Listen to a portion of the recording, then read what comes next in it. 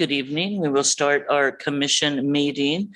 This meeting is held both in person and consistent with AB 361 during the declared order of emergency, also being held virtually on Zoom. And 3 of our commissioners are joining us via Zoom today. It is being broadcast on channels 27 and 99 and live streamed for those of you who need to get on at https://3w.townoffairfax.org/watch-live-2/ or the 3wcmcm.tv/27. We still recommend, if you are at home and experiencing any COVID symptoms, please stay home. Do not come here. Join us online. Face coverings are strongly recommended. All attendees are encouraged to be fully vaccinated if you come to our live sessions, and we are asking that you space yourselves out, and we have only a 50% room capacity. Having just recovered, or still, I feel like I'm ditzy from COVID, I highly recommend everybody take care of themselves and mask up. To join the Zoom webinar, and you can use the raise hand feature when you want to provide public comment on Zoom. The webinar ID number, if you need it, is 836-6532-1093, or join us at https://j/8366-5321-093. By telephone, you can call in at 669-900-6833 or 1-346-248-7799 and use our webinar ID. If you receive a busy signal, call +1 362487799. Press *67 before dialing if you want to hide your phone number. To speak during the public comment time, press *9 and you will be added to the queue, and Tamala will unmute you, when it's time for you to speak. Before 3 p.m. on the day of the meeting, people may have emailed written comments to the Planning Commission. Comments will be provided to the Commission prior to the meeting if possible, if received on time, and will become part of the meeting record, but will not necessarily be read out loud. 7 p.m., roll call, please. Okay, Green.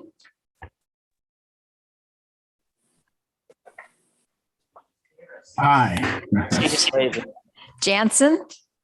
Here. Kelly. Here. Newton. Here. Swift. Here. Chair Fregoso. Here. And approval of the agenda. Are there any proposed changes to the agenda? Not hearing any. We will, do we have to take roll to approve the agenda? When we were just doing Zoom, we had to do roll. I think we should just continue since it's a hybrid, just to be safe. Let's do the roll call then for approval of agenda. So someone should make a motion first, and then it should I'll be make seconded. a motion to approve the agenda as is. Second. Okay. Green.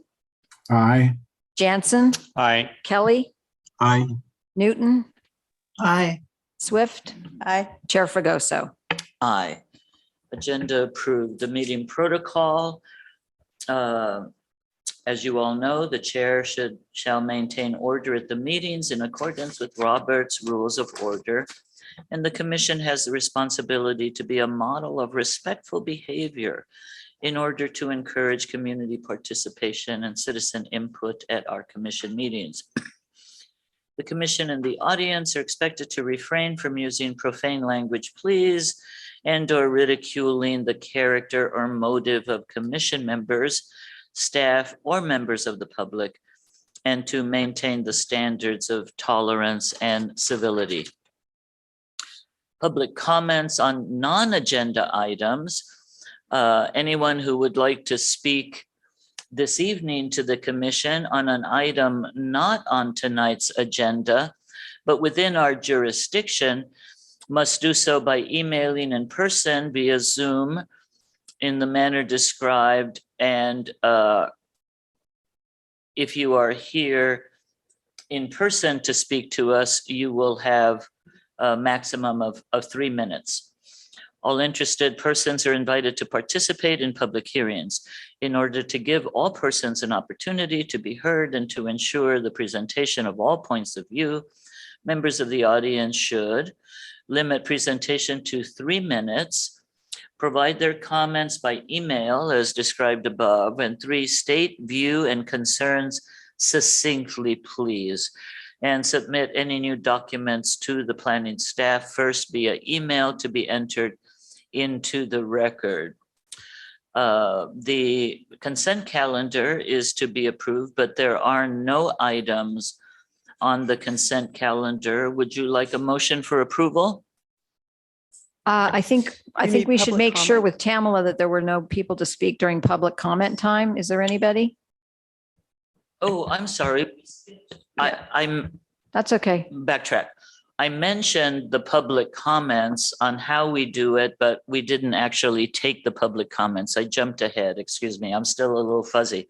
So before we do the consent calendar, is there anyone in the public who would like to speak to us on something not on the agenda? Not seeing any hands. Tamala, do we have anyone out there?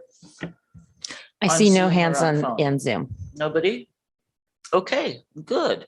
So then, would you like a motion on the consent calendar No. approval? Okay, there's no item, so we will move on to the public hearing items. The first one being 217 Cascade Drive, application 2215.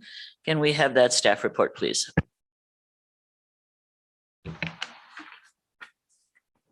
Okay, so the project proposes to remodel an existing 3-bedroom, 2-bathroom, single-family home by converting an existing room to a full bathroom and a hallway with an exterior door.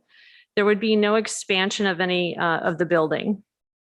The existing house was approved in 1989, and the project that was approved in 1989 included a bathroom in the lower floor in the same location that the proposed bathroom and hallway would be located. However, according to the property owner, the bathroom was never constructed due to financial constraints. And this previous approval is expired, which is why the property owner is requesting approval of the project now, because they want to move forward with it at this time. So the project site does not meet the minimum size and width requirements of the RS6 zone that it's in. So that's why the property owner needs to request a conditional use permit to remodel the house, because there are physical changes to a legally non-conforming property. And the project would not add any additional living area or change setbacks, bar, lot coverage, or building height. The conversion of the room to a bathroom and a hallway would not increase the size or mass of the home or change the exterior appearance. The only change would be the side door in a concrete landing pad next to the door. It won't, putting the bathroom on that side of the home isn't going to decrease privacy for the neighbors. And it basically, according to the property owner, they would like to build the bathroom because they want to have a bathroom in that lower floor for aging family members, They don't have to go up so many stairs. And then it's also a nice amenity to be able to walk in from the outside with muddy clothes and not have to go through the house like that. Let's see. So the house really, I mean, nothing's really going to change visibly from the exterior. It was already approved as a bathroom in that location before. And, you know, the house isn't going to be much different from the other homes in the neighborhood with the addition of the bathroom. Staff did not get any comments or conditions from outside agencies that were not the standard kind of comments or conditions. So I think that pretty much concludes the staff report. So the recommendation is to approve the application number 2215 by adopting resolution number 2022-19 that sets forth the findings and conditions for the project approval. Thank you, Kara, for the staff report. Just one clarification, please. You did send us a revised resolution showing that it is a full bathroom I did, that yes. will be developed. And was it also a full bathroom that had been previously approved and not a half bath? Okay. Yeah, yeah. Great, thank Yeah. you. Any questions from commissioners of staff on this report? If not, we can go to the applicant or I'm sorry, I have to look over on the screen as well for our other members. Any questions from our Zooming members this evening? Commissioner Newton. Thank you, Chair Fregoso. Yeah, Kara, thank you very much for the staff report. I really appreciate it. I have two questions, more about process and just educating myself a little bit on the application and process and how you guys work with the applicants. First off, you know, a lot of our resolutions talk about the time of year when construction can occur because of owls. And I wonder when we're dealing with applications, do we look at the county maps of where the owl's nest are and decide, you know, hey, you need to, you know, adjust your schedule to, you know, accommodate owl's nests? Do you know anything about that? Yes, we have a map that was provided to the town by the county, Marin County Open Space, and they're the ones, in conjunction with the Audubon Society, they do the surveys for the owls. And there is no, I checked the map that they produce, and there was no, this particular property is not within a quarter mile of a known owl. Okay, thank you. I just appreciate clarification on the process. I just want to make sure that you guys do check that. When I don't see any reference, I assume that's what you guys do. The other question I have, again, about process has to do with what I consider a missed opportunity here. Maybe not a missed opportunity, but we'll see. Did you have any conversations with the applicant about what the requirements for JADUs are? No, I did not. Do you know if anybody else in planning talked to the applicant about what the requirements for a JADU are, or if that was mentioned at all?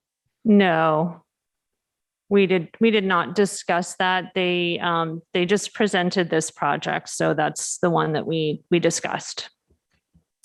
Yeah, I really, you know, I don't want to get on a soapbox here, but I think that's a real shame. And, you know, when we do get the applicant, I'm going to ask about what I see as, you know, a very minor adjustment that could turn this into a JADU that could then be counted towards the housing available in town. And considering how much we are, trying to do, bending backwards to try and find additional units, it really seems to me that planning ought to be looking at applications like this and talking to the applicants about what the JADU requirements are. I mean, one of them is to have a separate entryway, and that's part of this application, and the other is a counter with some kitchen cabinets. But, you could put that down in that area. I think the 30 square feet or so of kitchen counter cabinets that are required pursuant to our ordinance. So I'll reserve the rest of my questions for the applicant. Thank you. Thank you, Commissioner Newton. Any other questions? Okay, would the applicant like to make a presentation? Please state your name.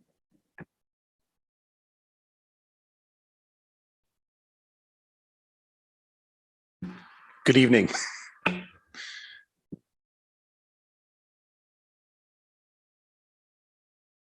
Sorry, could you turn your mic on? It has to have a red light so that we can hear. There you go. Good evening, Jim Irving and Trudy Toddy.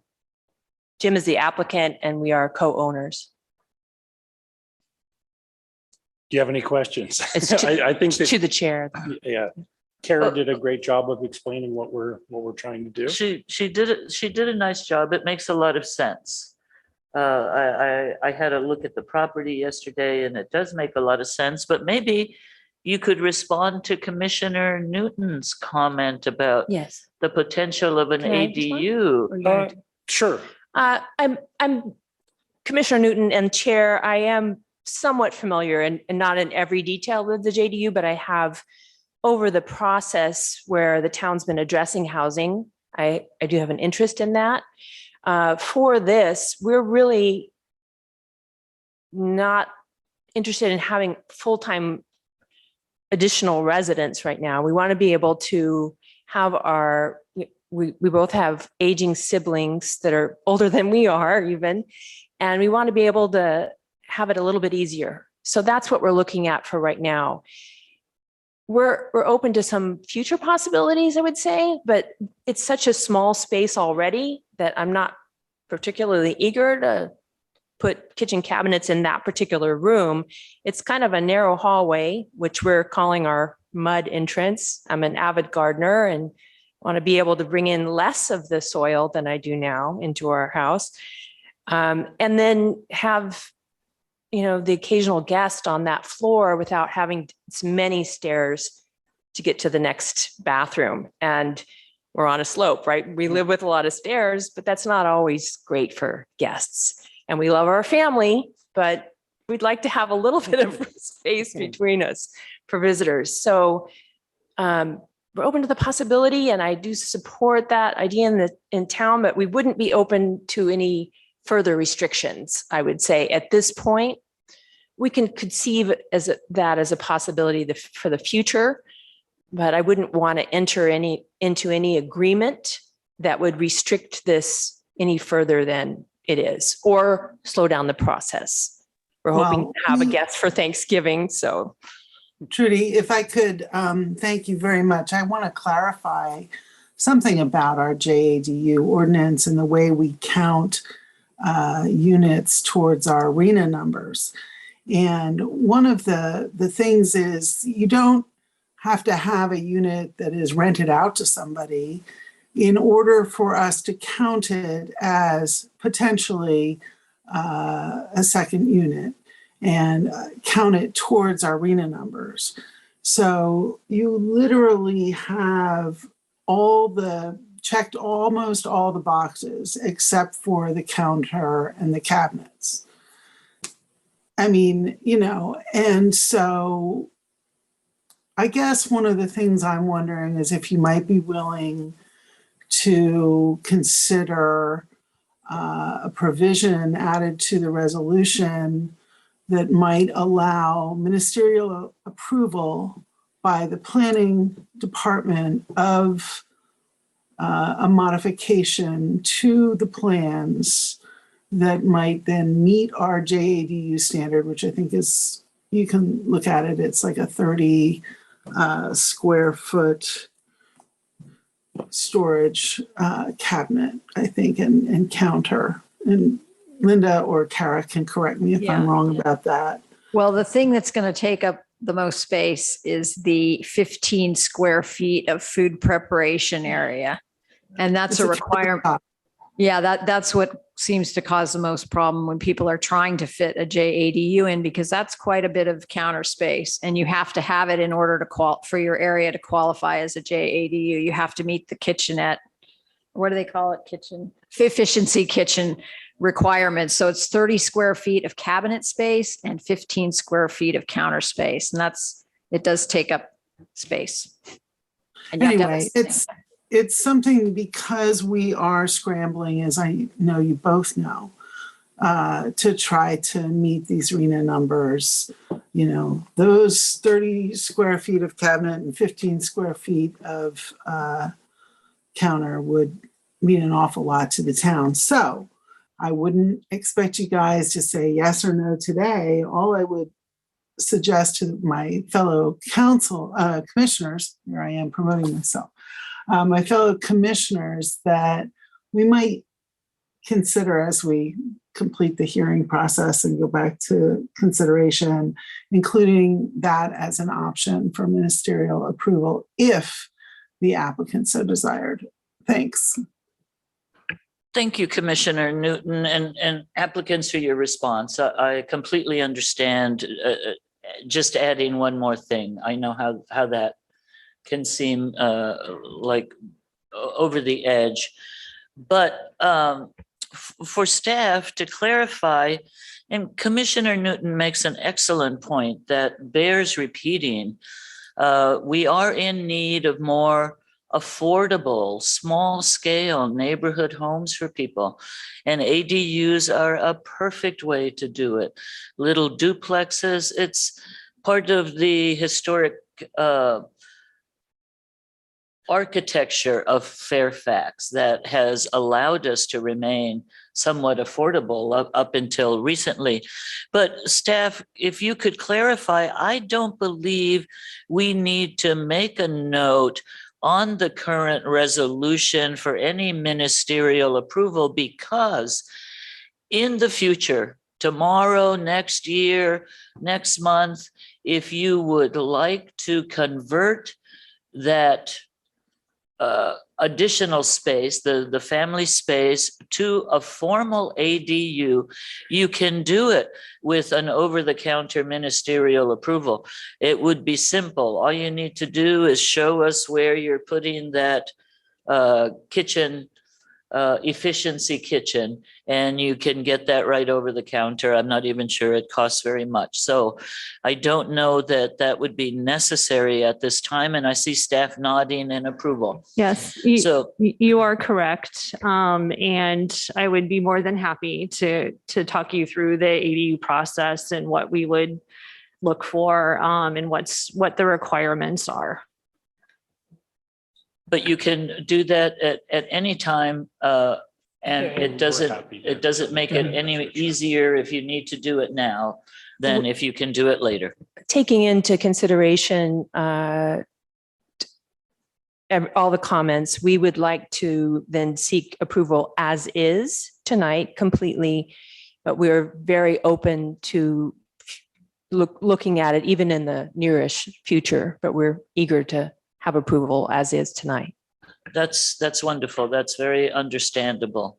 And thank you for your comments. Any other questions or comments from commissioners? Commissioner Green has his hand raised. I'm sorry, who does? Commissioner Green. Commissioner Green. Okay, thank you. I totally support what Commissioner Newton is suggesting. And we need to do something about this problem. But I have a fuzzy aspect to it. I'm not sure if merely converting a unit into an ADU or JADU without dedication of it in a recorded deed that it's a dedicated low-income property would or would not count towards our RENA numbers. This is a point where I think I need clarification, and if anybody can enlighten me on that. And I think that I'm asking this now with the applicant present so that they are cognizant of this question as well, because it's what the hearing's all about. So if staff has an answer on that, whether just dedicating it as an ADU on a permit or is enough, or do they have to file a recorded deed dedicating that ADU to low income housing? I do believe an ADU is required to be on title as such. And staff, if you could confirm that, please. So just for clarification, we were talking a junior ADU, not an ADU. So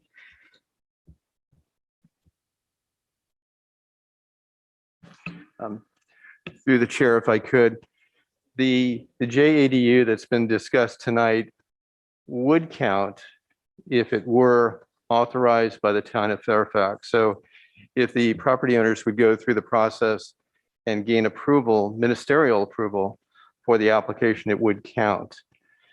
In terms of at what affordability level, that would be determined at a future date. But there would be the opportunity to count that ADU toward the town's arena. Thank you. That was Okay, what thank I you thought. very much. Commissioner Green, was that a clear response for you? Totally, and I totally appreciate it. And I haven't had a chance to welcome our new chief planner yet. Thank you. Okay. Yes. Are there any public comments, either from people here this evening or Tamala, anyone in the ethers waiting to make a comment on this particular project? I see no hands raised. Okay, and there's no hands in the audience, so thank you for coming forward, for making the improvements. It makes a lot of sense. And yes, I think you should down the road consider a JADU or an ADU. It would be good for your property and good for the town. Thank you. We'll close the public hearing and bring it back to any questions that Commissioner.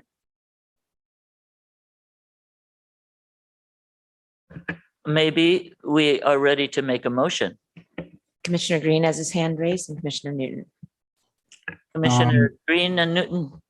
Well, in deference to Commissioner Newton, because she has her hand raised, I like the project. I think it's a great idea to create a bathroom in a lower section.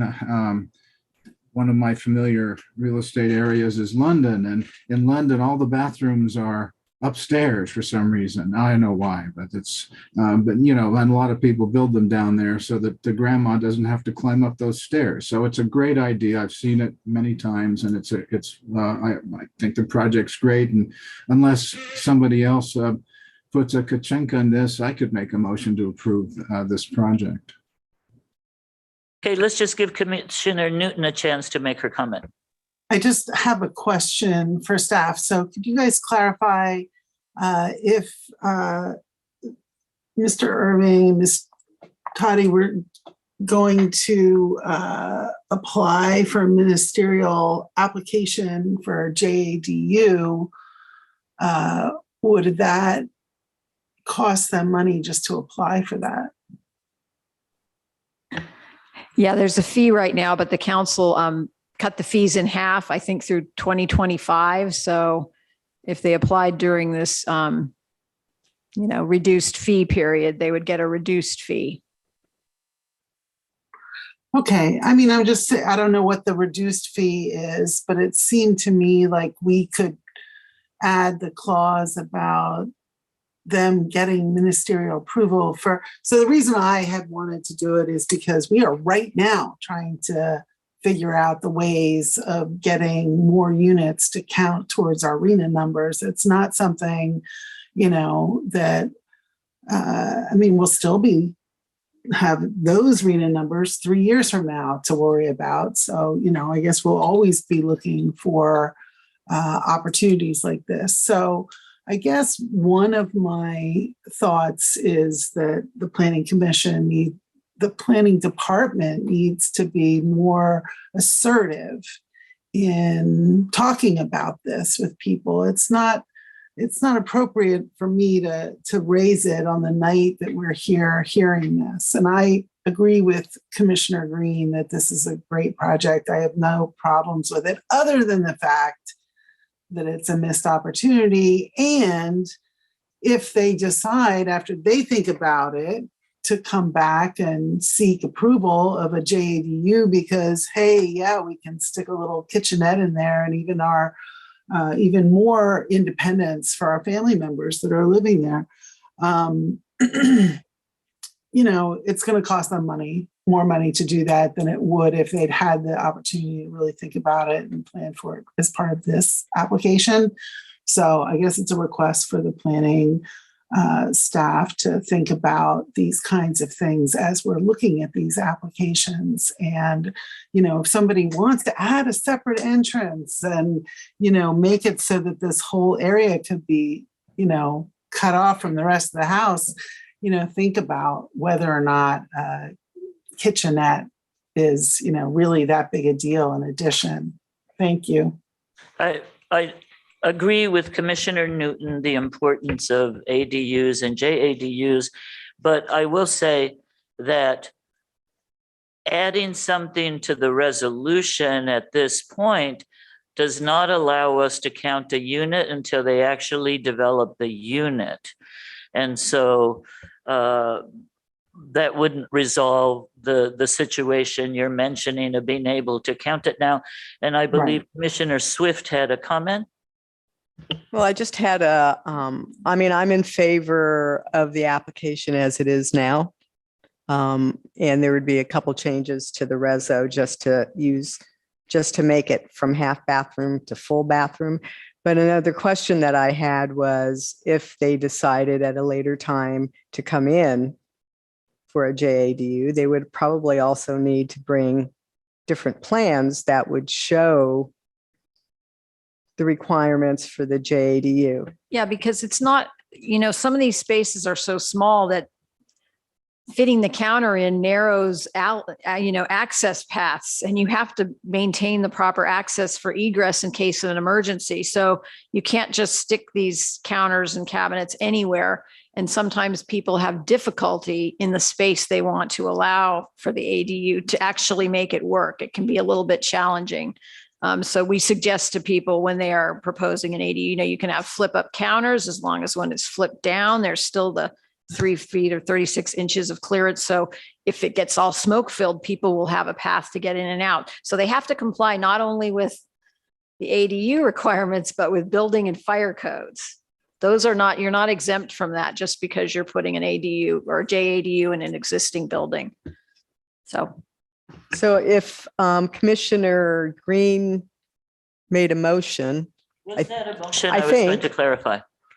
And I haven't. I would make I haven't. friendly amendment. I have my hand raised. you haven't for made it yet? comment. Never mind. I have my hand up again, sorry. Commissioner Green, would you please make a motion? Well, first a comment and an idea here. The only way I would change the reso to add a mention of a JADU would be in perhaps a whereas the applicant is cognizant of the possibility of converting this unit into a JADU, and that's about it. And another thing is for staff to take a look at the applications that this applicant filled out and see if it's possible to, you probably have a bunch of them printed up, but if you can do it again and have a checkbox, perhaps in that, an obvious checkbox that said, something about, check here if the applicant would be interested in applying for an ADU. And then maybe a little description about really a simple English 1, 2, JADU is this and an ADU is that, and here are the minimum requirements, and in an asterisk, even at the bottom of the page, it could be, but a checkbox, at least putting it in writing. You know, in real estate, it's everything in writing is gold, everything oral is not, is coal or something. So I think what we need to do is put it in writing. And also, you know, it doesn't hurt to show the state of California in writing. Here we are in our application form, encouraging the thought about an ADU. So that may be one way staff can do that without having to necessarily remember to discuss it with everybody. If it's mentioned on a form and there's a checkbox. Those are the only two comments. And otherwise, yes, I could make a motion. Before you do, please, with all due respect, I think we're adding too much onto this. I don't think putting anything in the resolution makes any sense. I do agree that it would be nice to have more information at the counter for people about ADUs, JADUs, but I don't believe this is the time to get into the nuts and bolts of that. We have a good size meeting and I'm a little short of breath, so I would appreciate it if we could keep going and deal with the direct issue at hand. The applicant has requested we simply approve what is before us this evening. If someone can make a motion in that regard, I would greatly appreciate it.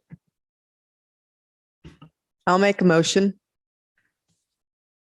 that we approve resolution 2022-19, a resolution of the Fairfax Planning Commission approving application number 22-15 for a conditional use permit to convert an existing room to a full bathroom and hallway with an exterior door at the residence at 217 Cascade Drive, and with a correction to the first whereas to change it from a half bathroom to a full bathroom. Thank you, Commissioner Swift. I'll Is there a second? Second. A second. Okay, we have a first and a second. Can we have a roll call, please? Yes, Green. Green, Commissioner Green, Aye. There we go. Is there a quick key for the mute? was that an is aye? that a yes? Yes. Okay, Green. Aye. Jansen, Aye. Kelly, Aye.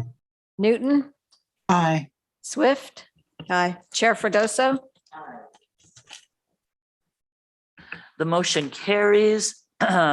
There is, however, a 10-day appeal period, which you probably know. I can't imagine someone appealing this, but there is that 10-day period. And if someone wanted to appeal, there's a $650 fee payable to the city clerk. So you will need to wait your 10 days, but good luck. Thank you so much for making that improvement. It's good for you and good for the community.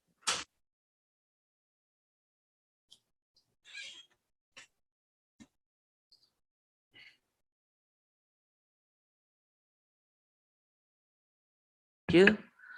350 Bolinas Road, application number 22-16. Could we have the staff report, please? Yes, okay. The project encompasses the remodel of an existing 2,036 square foot duplex into a 2,036 square foot 4-bedroom, 3-bathroom, single-family residence with a living room, dining room, family room, kitchen, bathroom, and laundry on the first floor, and 4 bedrooms and 2 bathrooms on the second floor. The project also includes a 2-story addition proposed on the east side of the site facing Bolinas Road that will provide a 2-car garage on the first floor and a 430 square foot studio ADU on the second floor. The project complies with all the regulations of the RS6 district, except for the combined side yard setback, which is 13 feet instead of the required 20 feet. The project requires a conditional use permit because the project site, although it's relatively level where the existing structure is located and where the addition is proposed, has an average slope of 43% because of the steep creek bank and depth of the water course at the rear of the site. The purpose of the conditional use permit is to allow the proper integration into Fairfax of uses which may be suitable only in certain locations in the town or in a zone, or only if the uses are designed or laid out on the site in a particular manner. The addition will not project above the height of the existing portion of the two-story structure, and the nearest neighboring structures to the north and south consist of two-story structures of similar heights. The nearest neighboring structure to the south at 362 Bolinas is also a duplex, and it's 15 feet away from the proposed addition. Although the town will lose one 2-bedroom duplex unit through the conversion, they are providing an ADU over the garage, so the site will have no net loss in the number of living units. The site will have the same number of parking spaces that it has now, and it has the required 4 for a single-family home and an ADU unit, so it will not impact the neighboring parking. The project will affect structurally 50% of the duplex to convert it into a single-family home, so it requires a design review permit. The floor area ratio that the project will maintain is 0.36, which is below the permitted 0.40. So the structure will still be in character with the surrounding homes that you find throughout the neighborhood. The addition will increase the articulation of the front of the building by presenting the 2-story facade closer to the street than the front facade of the existing building.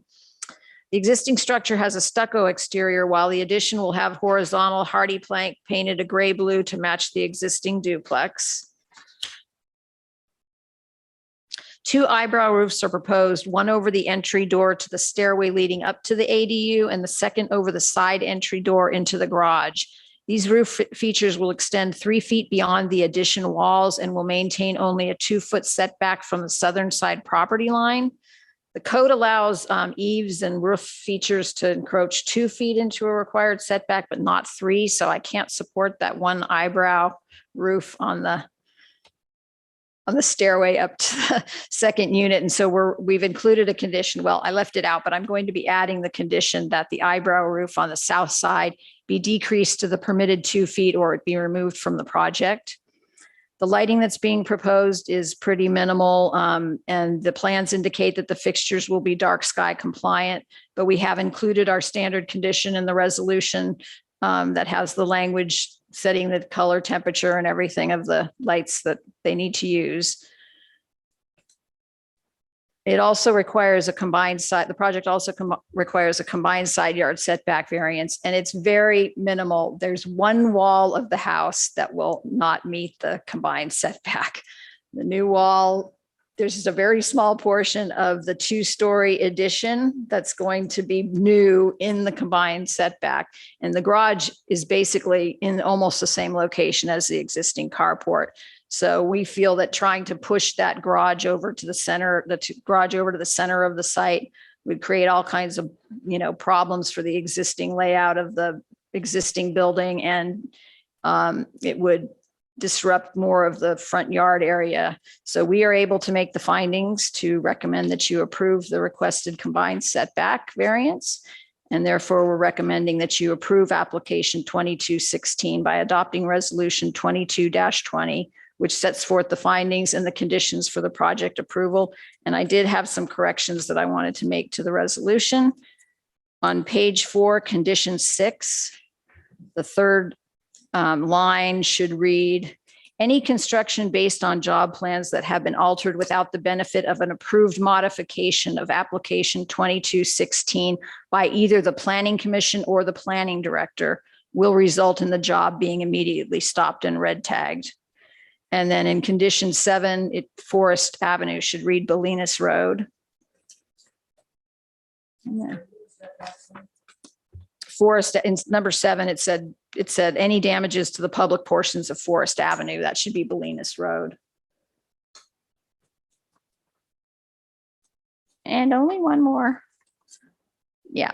Condition on the page 7, we want to add condition 23, the eyebrow roof on the south side of the building shall either be decreased to project only the permitted 2 feet from the building, or it shall be eliminated from the plans prior to issuance of prior to submittal for a building permit. And that would conclude our report. Linda, could you just clarify for me? Basically, the non-conforming setbacks were existing. The only additional non-conformance, so this remodel is not creating the non-conforming setbacks, with the exception of that one new wall you said just moves over just a skosh. That's And right. the eyebrow that you are asking them That's correct. to shorten. Okay, thank you. Just to Yeah. clarify, they are not creating the Well, non-conforming there's one setback. wall, there's one line, the wall that's going to be shared. The front wall of the existing house is going to be added to the front wall. That one wall is not going to meet the required combined setback. So at like one point, the house and the new addition are going to need a variance. Okay. Generally, a good improvement. Any questions of staff before we bring in the applicant? Commissioner? Thank you. Yeah, there's one thing I'd like to clarify. It will probably not affect how we're going to review this, but so more than 50% of the floor area is modified. So it is, per the code, it's not an alteration or an addition, which means it's new construction. So the word remodel is, I understand why it is phrased that way, because the envelope remains more or less the same. The way the but- definition reads is if you're structurally altering 50% or more of the building, you need to get design review. And structurally altering, if you touch one wall, like if we have someone cut a doorway through between two buildings, the definition requires that we count both rooms as being modified. So a remodel can get you to 50% pretty quickly, depending upon how many walls you move or change. Correct. Yeah. Yeah. So I understand the context, but Mhm. so it's, if you look at it from the code language, it's new construction. Yes. Yeah. Yes. Okay. Thank you. Thank you for that clarification. Any other questions of staff before we bring up the applicant? Commissioner Newton, I see your hand. Thank you. Yeah, Linda, could you just repeat the changes to the reso that you read to us at the end, the paragraph 6, paragraph 7, and was there something else? I may have missed it. Hang on. Now I lost my staff report somehow. Has to be here somewhere.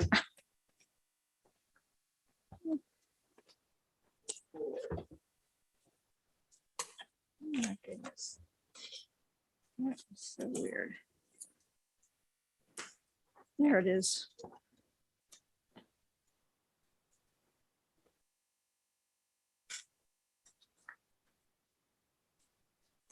Yes, so on page, which page, you were asking about the last page or page 4? So, yeah, I got All of what them, you had 2 changes on page 4. right. And then what was your next? Okay, yeah, I wanted to add the condition that I said I included in my staff report and then did not. As 23, I wanted to add the eyebrow roof on the south side of the building shall either be decreased in size to the permitted 2 feet, or it shall be eliminated from the plans prior to submittal for a building permit. So they have to either chop it to 2, it can only extend 2 feet from the wall, or they have to remove it. Okay, thank you. You're welcome. Commissioner Green has his hand raised. Commissioner Green. I want to support what you just did because that was the condition I didn't see in the reso, and now it's going to be in there. So thank you very much. Any other clarifying questions of staff? If not, then would the applicant like to make a comment?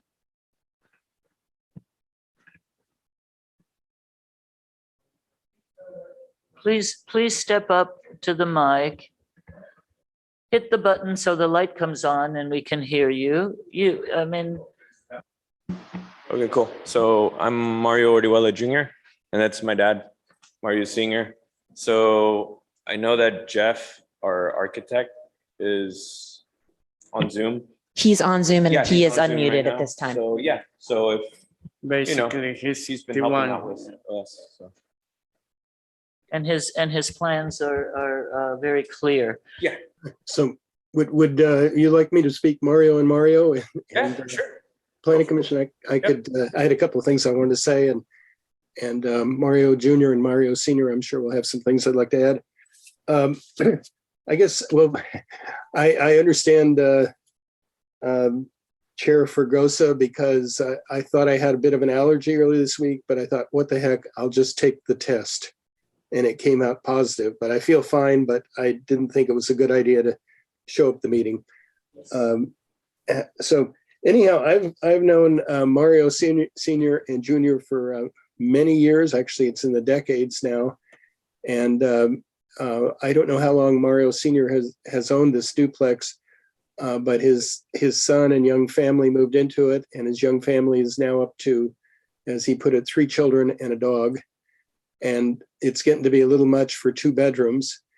And so they wanted to expand into the rest of it because they love the location. It's near downtown Fairfax, nice play areas for the kids, a creek in the back, and so forth. So anyhow, we went in and talked to Linda, who did give us the advice that the town would be unhappy if we removed one of the rental units. hence the demolishing the carport and building the new garage with an ADU above it. Our new garage is actually about 14 feet back from Bolinas, from where the carport was, and then it extends back to the house. And we placed it in such a way that we could still keep the front door to the house, and it's kind of in the same track as the carport. But anyhow, we did attach the two. The new roof is no higher than the roof of the existing building. We copied the same roof slopes. I know there was some question about how much work we're doing on the existing house, and there is quite a bit of work on the interior. On the exterior, we only removed 2 windows where the garage now attaches the house, where the previously had been the carport. And then we took the balcony and the stairway to the upper floor unit. So from the outside, the house itself is almost unchanged. We think the whole thing will look much more attractive from the street. And I don't know if I have to say there is much more than that. Made a couple of notes here. Thank you, Mr. The little side roof. We didn't realize we were crossing a red line there, so we can certainly bring that back to 2 feet. We normally just would make something like that 3 feet. So in the middle of the night, somebody who's trying to get their key out to unlock the front door to their ADU won't get soaked in the rain or whatever. But 2 feet, or we might change the configuration slightly to make it safer for people. But that's where the 3 feet came from. But 2 feet will work fine also. So other than that, I don't know if Mario Senior and Junior have anything to say. And of course, I'm open, and they're open for questions. Okay, any questions for Mr. Crute by commissioners? No, I would just like to say I like the plans very much. I think it will be a wonderful improvement for your property and for the neighborhood. I was very happy to see that you're expanding your home and then adding a really nice ADU and parking as well. You know how difficult it is to park at that location. So thank you for your architect and your efforts. Appreciate it. Are there any comments from anyone in the public who wants to address this item, or anyone on Zoom or on a telephone, Tamala, that has their hand up? And I do not see anyone who has used *9 to raise their hand or the raise hand function on Zoom at this time. Okay, good. Everyone is happy. Awesome. We'll close the public hearing then. Thank you Thanks, Jeff. for coming forward and for making this improvement. And yes, please feel free to sit down.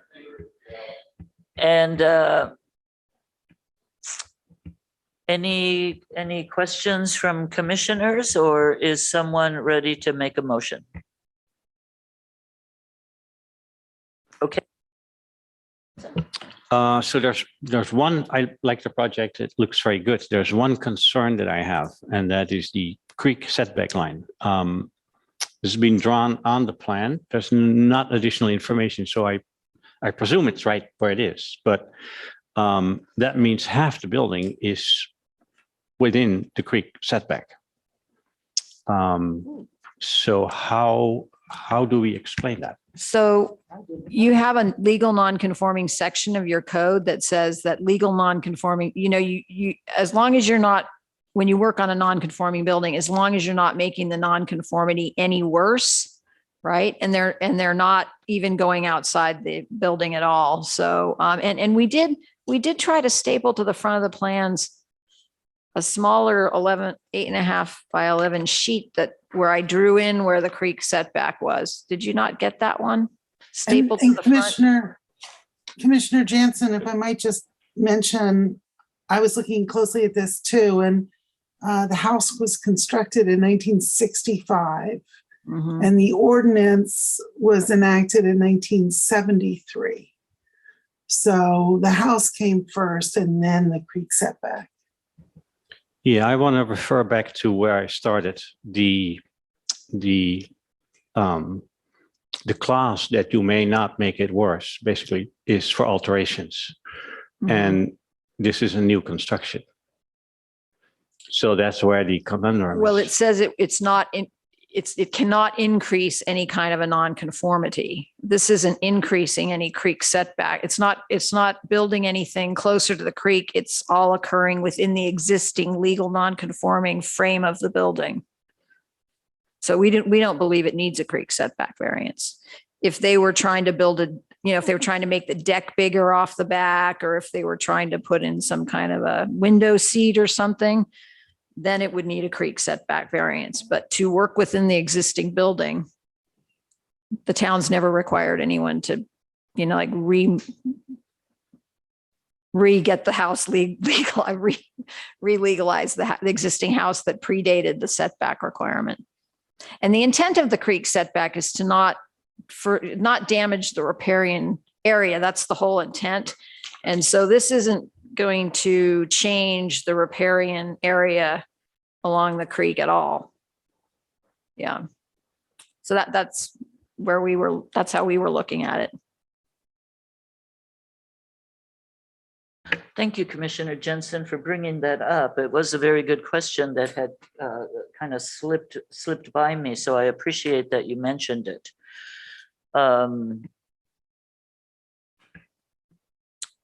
Any other comments or a motion? Commissioner Mimi, Green is has that his a hand up comment or a as well. motion? I have a comment, and it regards the fact that there's a creek back there. My concern, I recently had some observations about animals getting to creeks to drink, and I just want to, is the fencing at all in these plans? Because I just wondered if there's going to be a fenced off creek here or not. That's one of the questions I had. So it's actually more of a question. And if it is, then I think something needs to be done to ameliorate that. Commissioner Green, Linda, you can clarify. I do not believe fencing is required. Well, there's already a fence there. And I share the concern, but when you have children and you've got a creek, you want to be able to somehow control their access to it. So what I'm hearing from Wildcare is that the animals will get to the creek. I don't know whether that's true or not, but anyway, there's already an existing fence and they weren't planning to, I don't think they were planning to replace it, right? No. Yeah. So they're not changing the fencing on the property at all with this project. I mean, you're welcome to try to encourage them to, provide some access, but they may want to secure their yard, right? Actually, there was a wire fence, and we put a wooden fence to reinforce. There will be no back towards some place. Yeah, so do you know if deer get into that creek to drink? Do you see them down there? I mean, Yeah. you see like turkeys, pretty much getting water. So Mimi, did you hear, they weren't at the mic. They actually moved the fence closer to their house at some point in the past, you know? So there's, Kids come first. or Phil. Kids involved, you keep the creek safe, yeah. But other than that, I have this concern because of something that I recently saw. Thank you.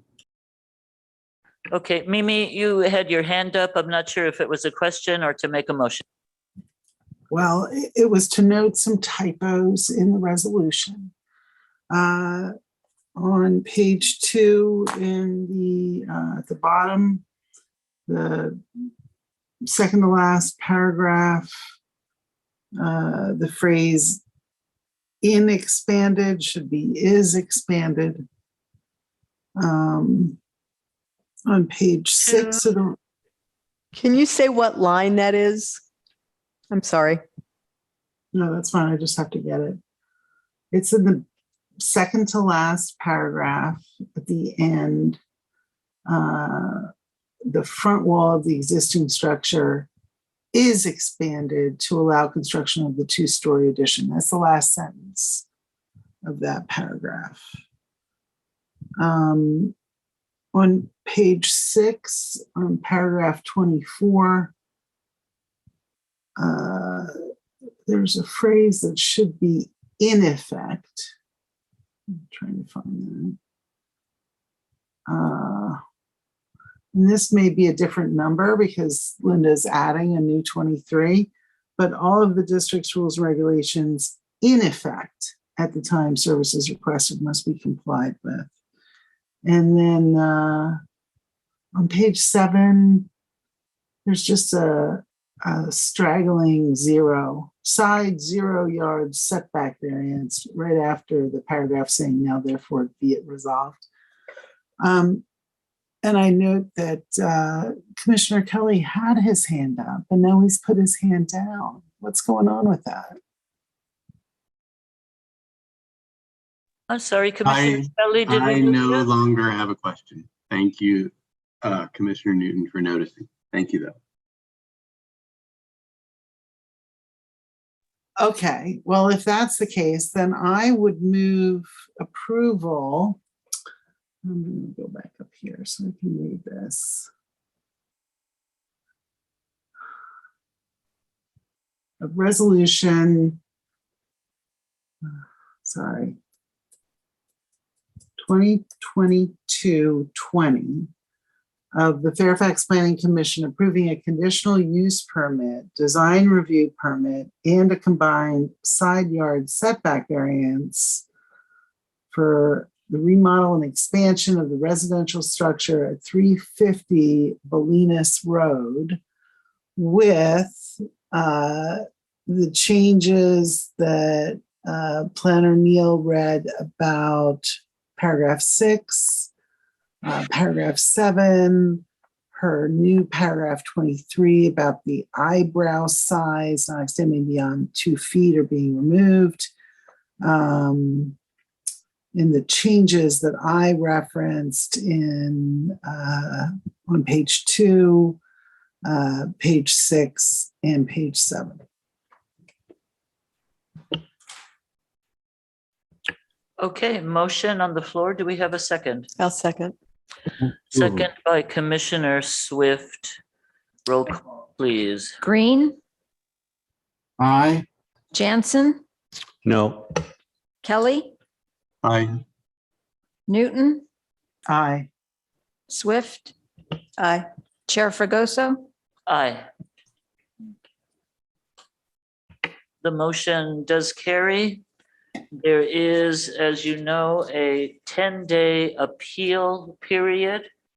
Anyone who wants to appeal our action would have to file with the town clerk and pay $650 to do so. And after 10 days, you may begin with your construction. Good luck with that. Thank you. Thank you. It's my time. Have a good night. Glad to see you. Thank you. Okay. Does, we okay without a break? Does anyone need a quick break? Should we?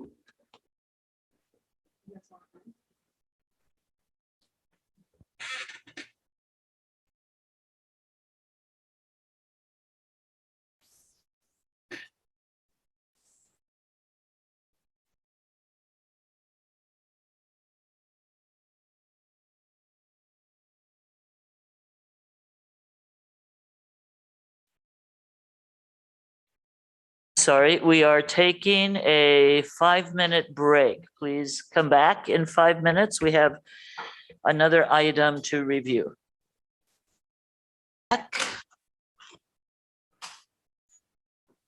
After our brief break, and we are ready with one last project. 125 Live Oak Avenue, application 22-17. Can we please have the staff report, Linda? Okay, this project encompasses construction of a 3-story residential structure that will include an accessory dwelling unit on the first floor and the main residence on the upper 2 floors. Construction will require the excavation of approximately 140 cubic yards of material and the fill of 26 cubic yards of material to construct the driveway bridge, house, drainage system, and bioretention planters. The total excavation and fill will be 166 cubic yards. Okay, so there's an existing concrete drainage swale that runs the full width of the property at the rear of the site and also extends across the rear of 119 Live Oak Avenue to the east and across the rear yards of 139 and 133 Live Oak Avenue to the west. The swale appears to have been constructed for the benefit of the apartment complex downhill from these sites at 1780 Sir Francis Drake Boulevard. The swale is in disrepair, but used to direct runoff from the uphill sites around the east and west sides of the apartment complex before directing the water to Sir Francis Drake Boulevard roadway. Project requires the approval of a hill area residential development and excavation permits.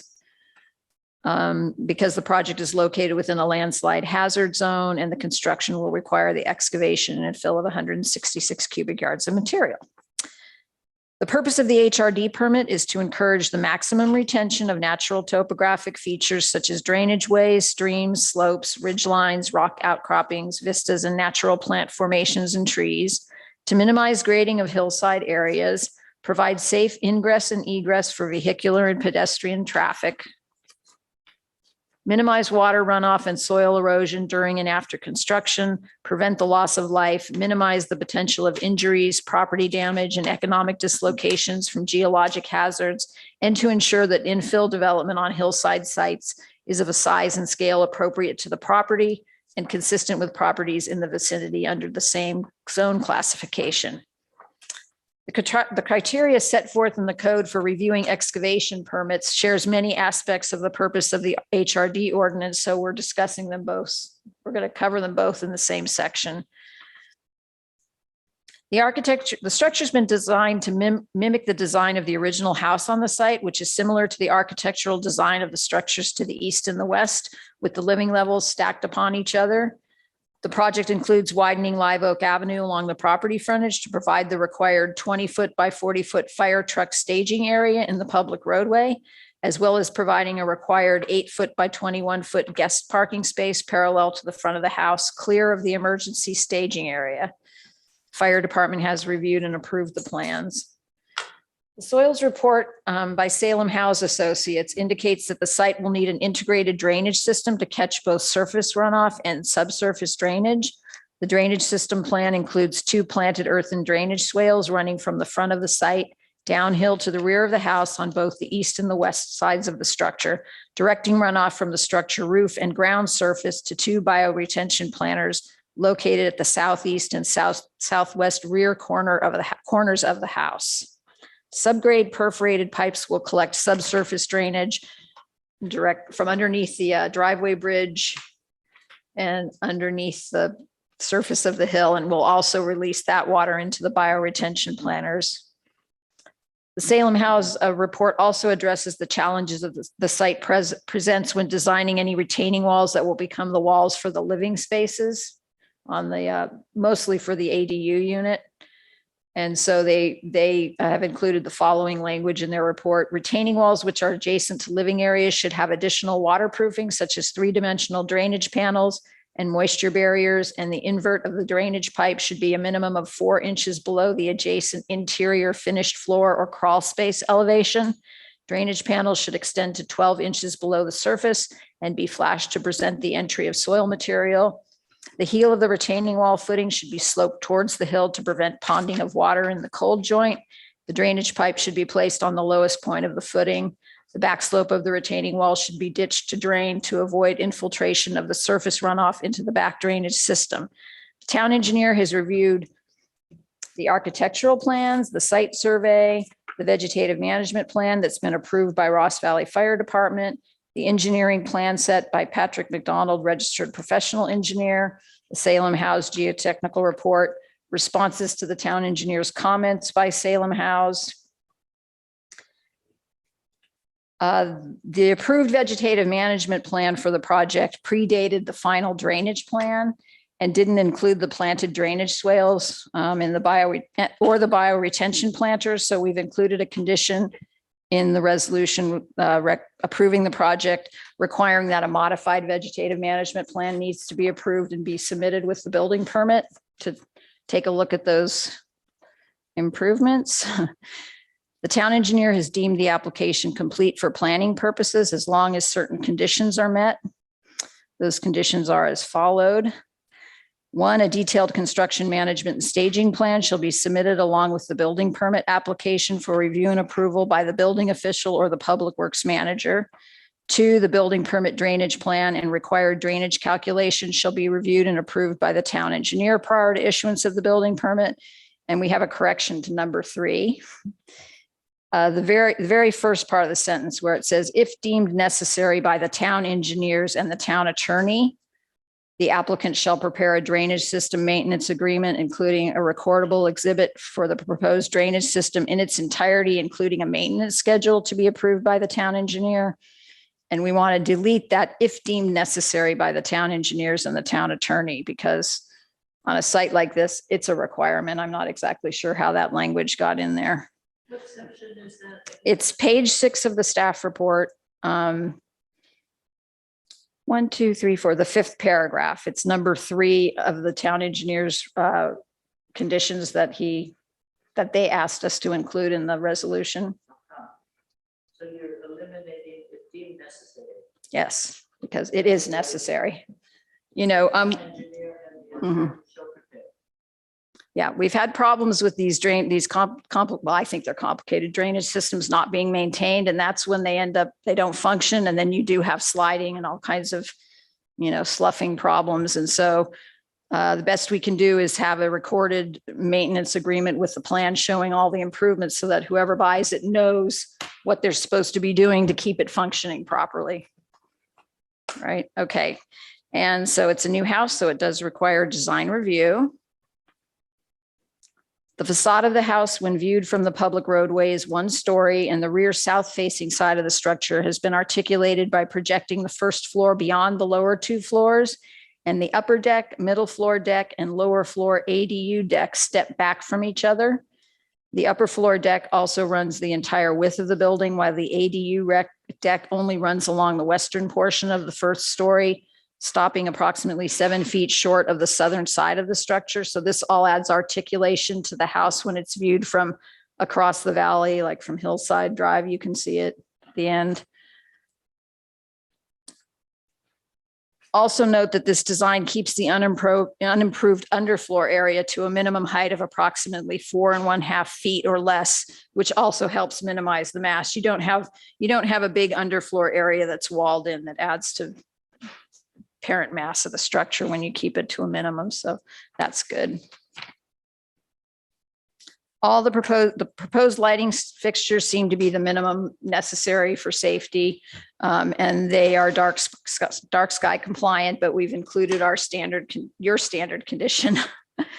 The project will be similar in size and scale to other structures in the vicinity. It is going to have the highest floor area ratio in the neighborhood at 0.39, but it's also one of the smallest sites in the Ridgeway Park subdivision. So that, you know, it's going to have a higher FAR just because the site's so small. It requires an encroachment permit for the parking deck improvements and the widened area that's going to be required for the staging area. So any of the improvements in the public right of way connecting the house to the edge of the road are in the right of way and require an encroachment permit, but it's the minimum necessary to allow them to provide all the required parking spaces and the fire truck staging area. It requires minimum and combined side yard setback variances. The walls of the house itself actually are going to meet the combined setback requirement. It's just the access stairways that go down the sides to the second floor, the first floor of the house, and the first floor ADU that are going to encroach into the setback. So we feel that the requested exceptions are minimal and similar to the setbacks maintained by other structures within the neighborhood. The parking variance that they're requesting, it's not for the number of parking spaces, it's just to make the third guest space be a compact space. Normally compact spaces are 8 by 16 feet, but when you're parallel to a wall or to some building, you have to add an extra 3 feet. So like a parallel standard space is 9 by 22, right? So 8 by 16, 8 by 20, what did I just say? 8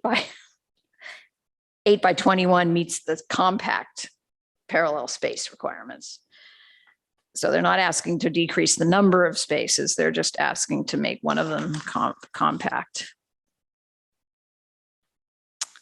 The tree committee reviewed the applicant's request to remove the 2 acacia clusters located at the rear of the property at their May 23rd, 22 meeting. They recommended at that meeting that the commission approve the request. And we're recommending that you approve the tree removal permit. The town engineer was originally concerned that the 22-inch oak tree located mostly on the neighboring property to the west, but with a portion of the trunk and drip line on the project site might be negatively impacted by the construction.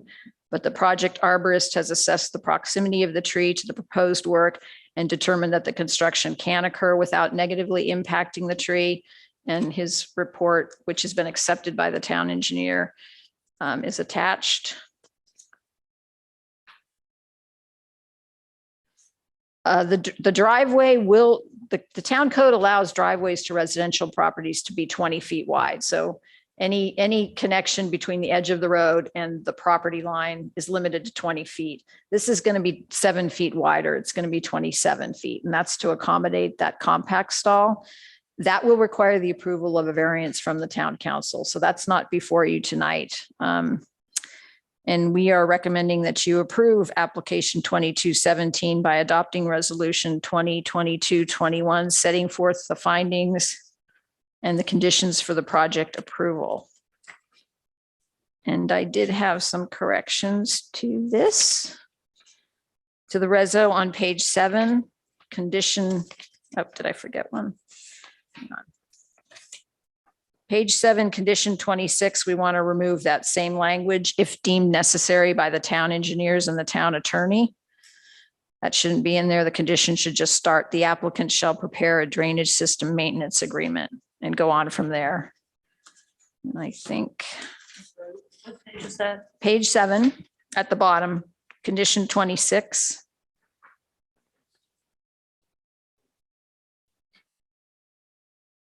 Delete the language before delete the very beginning of that condition before the apostrophe. Yeah.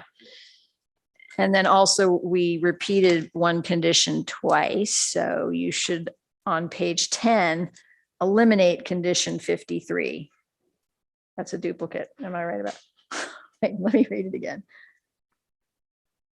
Yeah, it's the same thing. A drainage system maintenance agreement, including a system location plan and required maintenance schedule, shall be approved by the town engineer and recorded. So you can eliminate condition 53 under miscellaneous. But 53 is the correct. Yeah, but you already have it as 26. But so you're gonna change 26 to And say el- it's Yes. required. Okay, got it. Yes, and eliminate 53. And that would conclude our report.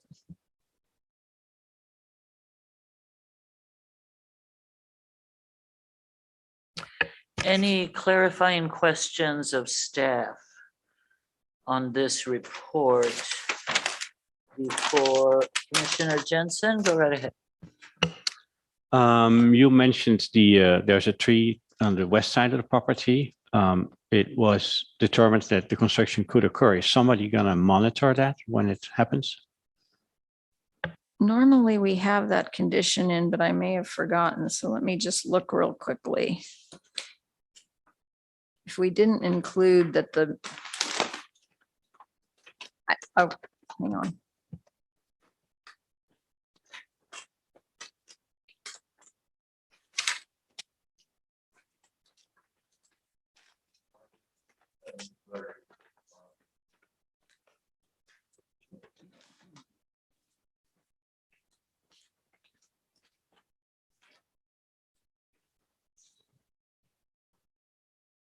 I think I left it out, so I think you should add that.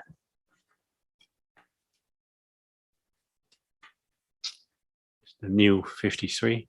Yeah. Under miscellaneous, that the arborist needs to be on site during the excavation. Let's see how he worded it. It was in his report. Hang on, let me The find it. condition is the arborist to be on site.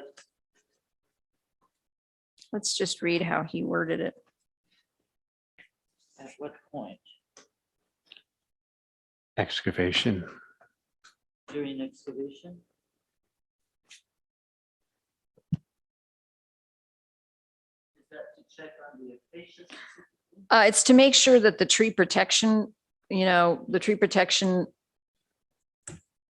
mitigation measures have been complied with and that they don't, dig too close to the tree, right? And damage its roots. And if they do run into a root, he can determine whether it's small enough that they can cut it or that they have to somehow work over it and not damage the root. So yes, you definitely want to add that. Thank you for noticing that. Yep. I have one more question. Can I continue? Yes, please, go ahead. Thank you. I did not see any input from neighbors. Did you receive? I received no comments or written Okay, items from the neighbors. thank you. I was also surprised not to see any comments on a house this size.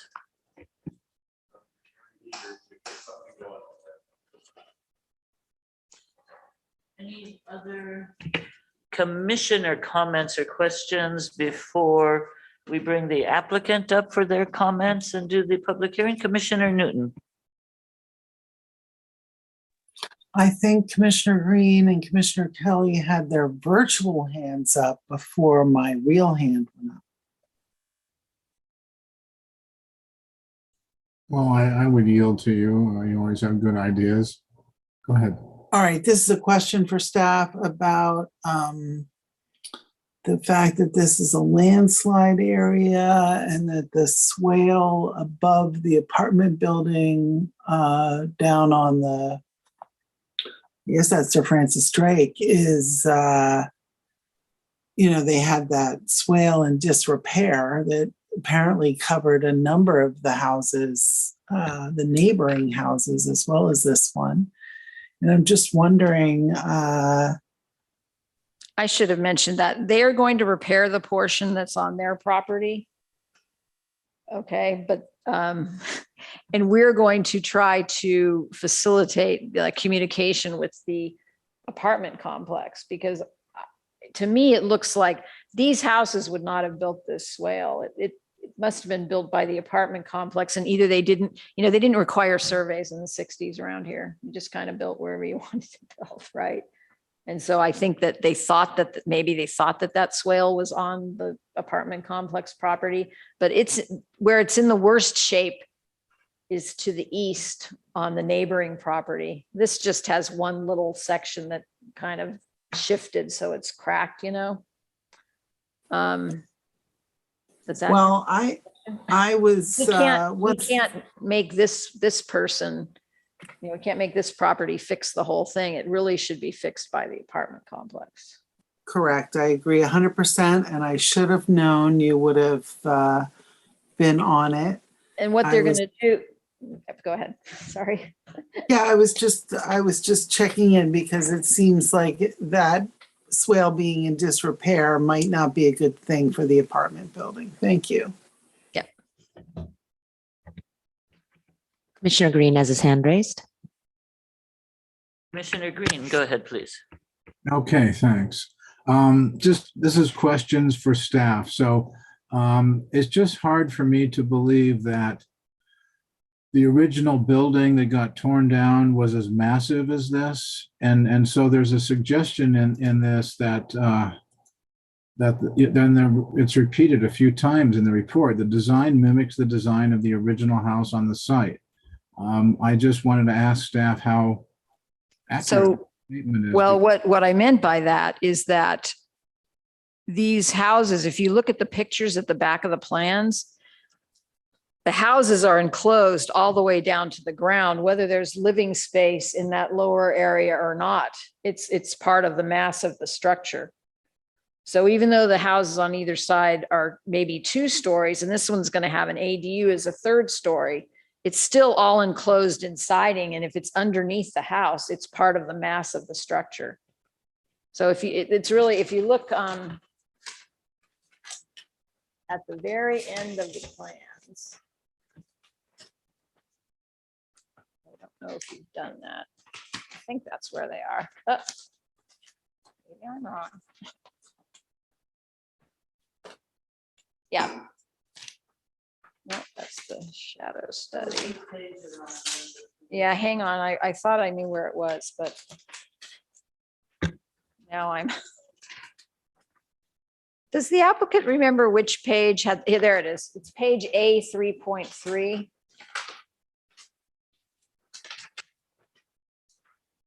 No, that's not the one. Remember the page that showed your neighbor to the east? I thought you had photographs of all of them. Toward the front.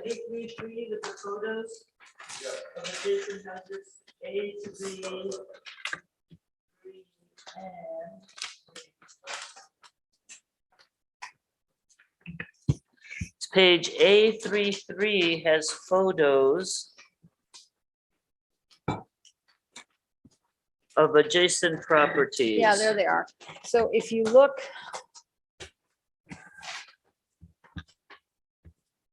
If you look at the first one in the left corner, it's developed from the top all the way down to the ground.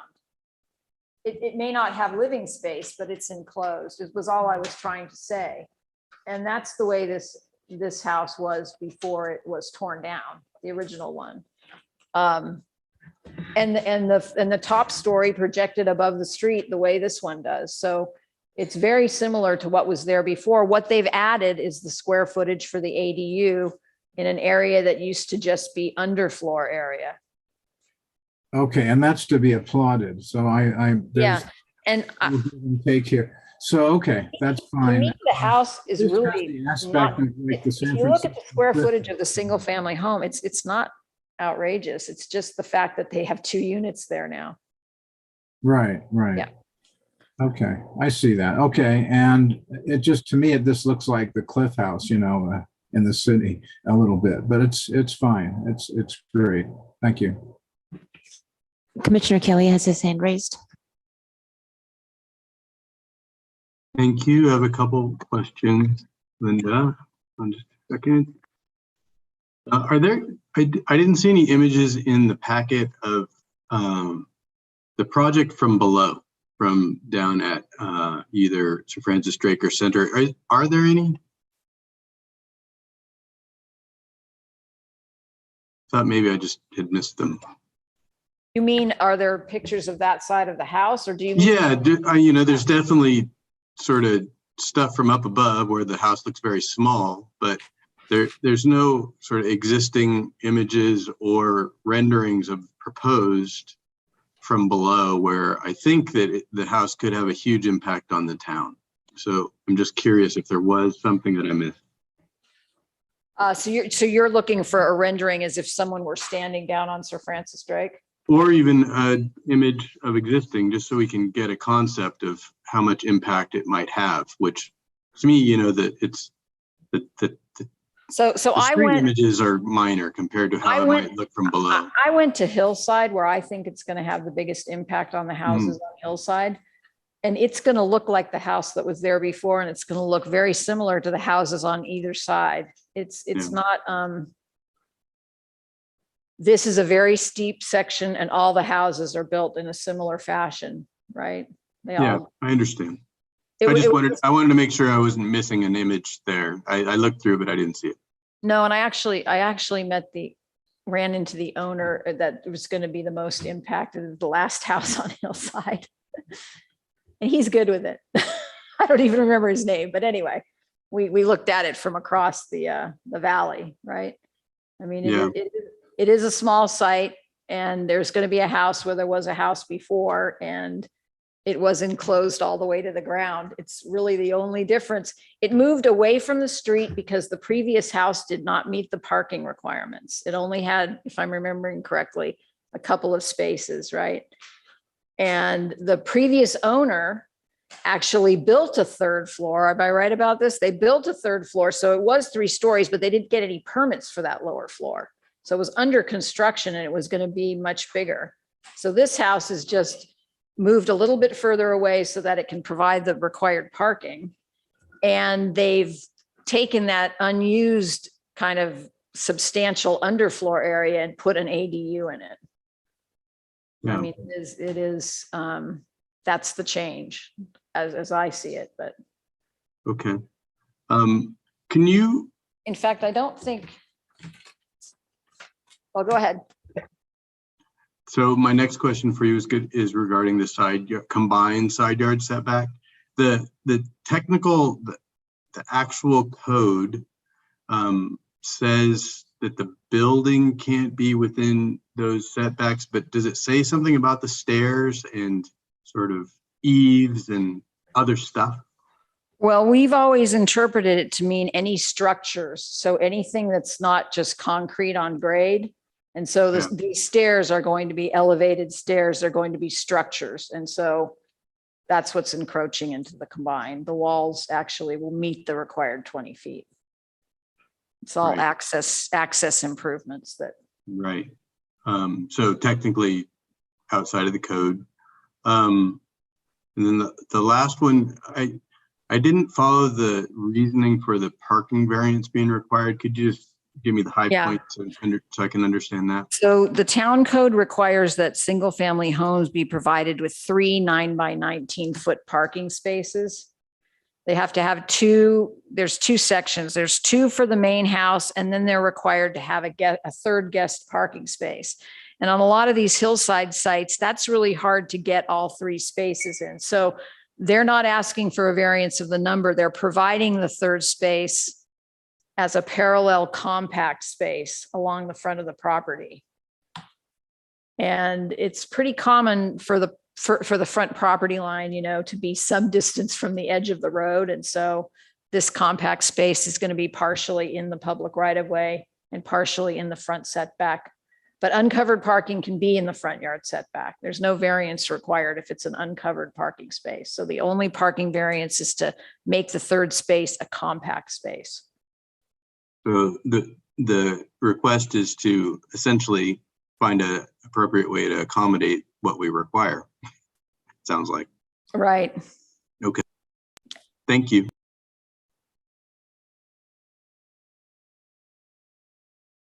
Yes, Commissioner Newton has her hand Newton raised. has her hand up. Thank you. Yeah, I really appreciate that question, Commissioner Kelly, about what you see from below, because on the first page of this packet is the diagram with the red circle around like all the properties that are within a certain distance. And mine is, my neighbor's in the red, but I'm not. And I'm down on Mono. And this whole street of houses along that ridge is, you know, really plainly viewable if you walk down Mono Avenue down there. And, you know, it's one of the reasons why I was paying close attention to the design review aspects of what we were looking at. And, you know, me with the crazy house was so happy to see the muted natural tones of the color palette for this structure. And, you know, although the bright yellow or whatever is okay too. But it's an interesting, you know, that it is just that whole ridge of housing. So it's not, I don't anticipate that it's going to be a sore thumb in that way. And, you know, it's also pointing out to me that those arbitrary circles are really just that, arbitrary, you know, circles, because, you know, I walk down my street and that's what I'll be looking at.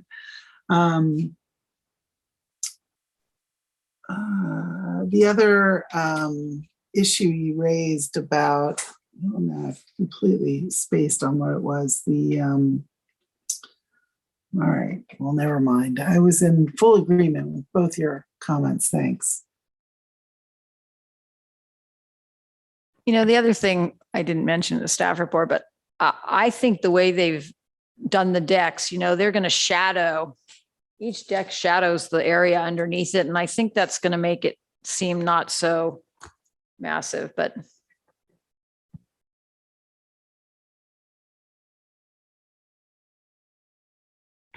Okay, any other comments, questions of staff? We still have not brought up the owners and the public comment. Should we go forward with that? Sounds like we should. Okay, would the owners like to come forward and get that little red light going and introduce yourselves, please, name and My make name any is Stuart comments? Musial, the owner. We're related. I'm gonna move my family into the home, my two teenage daughters and my elderly mother, who's 96. My name's Paul Cadu. And I'm the architect. Basilia Macias. We do have the architect online as well. All right, would you gentlemen or the architect like to make a comment at this time? I'm here too, Paul, if you'd like, or would you like to go first? Oh, sure. Hi, Basilia. Hi, Paul. Well, I found it interesting that none of the neighbors made any comments about this house. And, you know, I realize that this development has been in the making for nearly 10 years in disrepair and contractors coming in and trying to flip it, but it's a flop. And it's just been really hazard now, complete hazard. You got screws and nails and unfinished concrete, and you got animals and deers trekking through, and both neighbors adjacent to this property came up to me last Monday, and they're just really thrilled to see something going up here and getting rid of what they see now.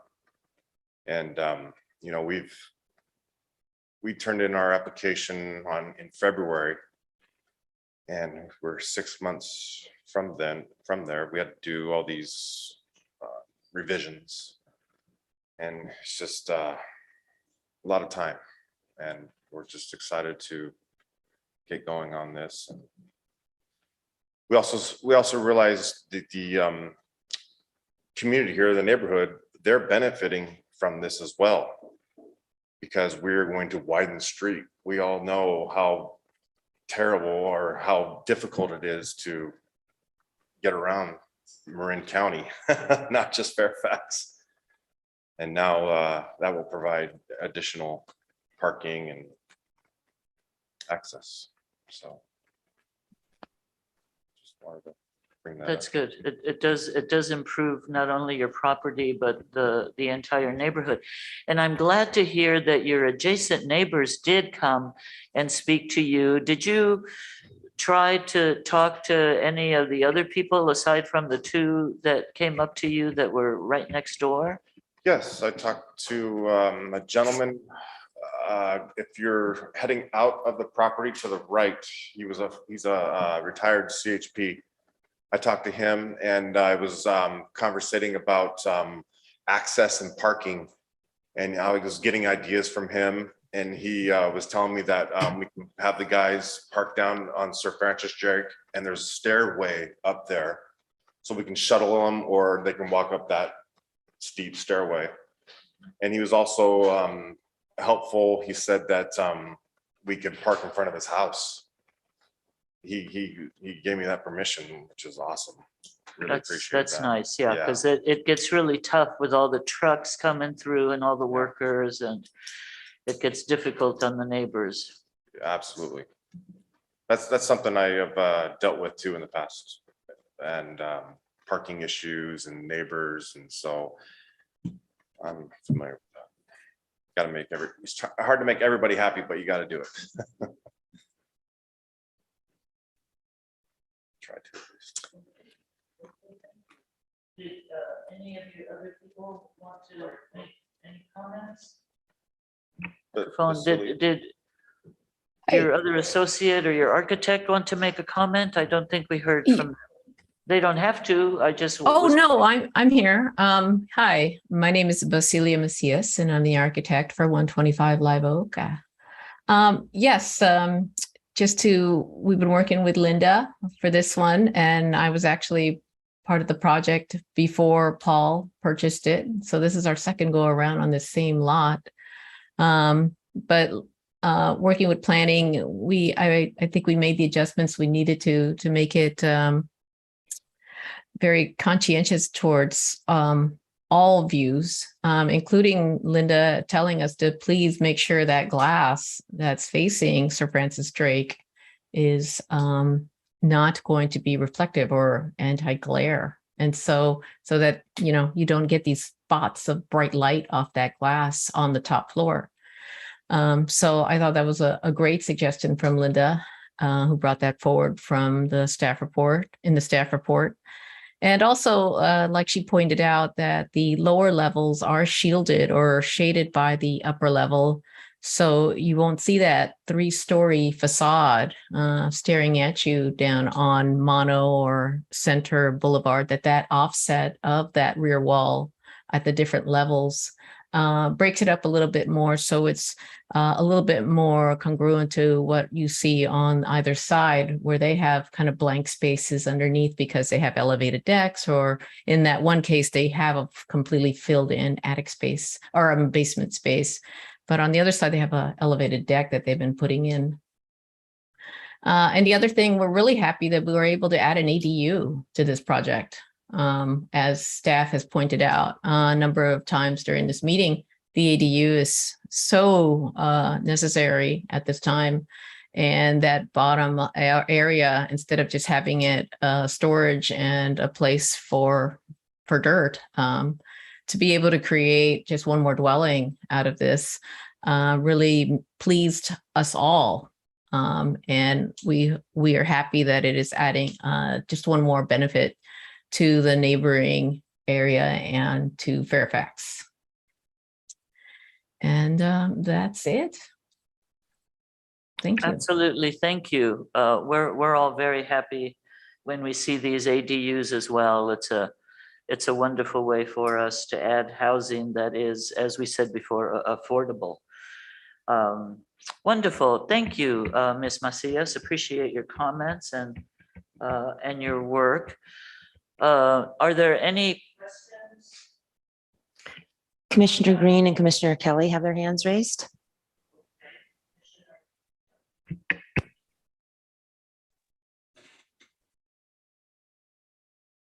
Commissioner Kelly? Did you have a question? Yeah, I do. I have a couple questions. Let's see here. Regarding the trees that you're having removed, One of the things that the trees on that hillside do is mask the bulk of that housing type. As you know, there are a number of houses that look somewhat so similar to the massing of what you're proposing. Are you planning to replant, or what's going to happen where those trees are coming down? At this time, we aren't planning any replanting. In fact, what we were told by the fire marshal and reviewing our VMP, that we had to remove the acacias because they are such a fire danger. But he also said any new planting would have to be approved by him if allowed at all, because within that 30-foot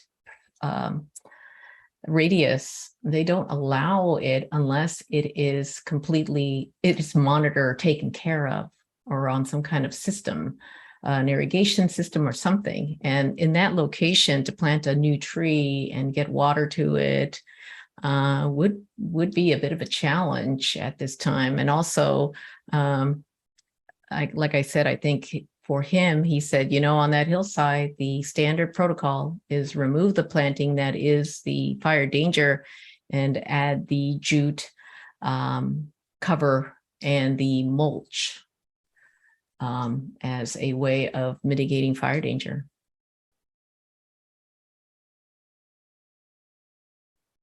Okay. And then the other question I had, I guess maybe for the architect or any of y'all,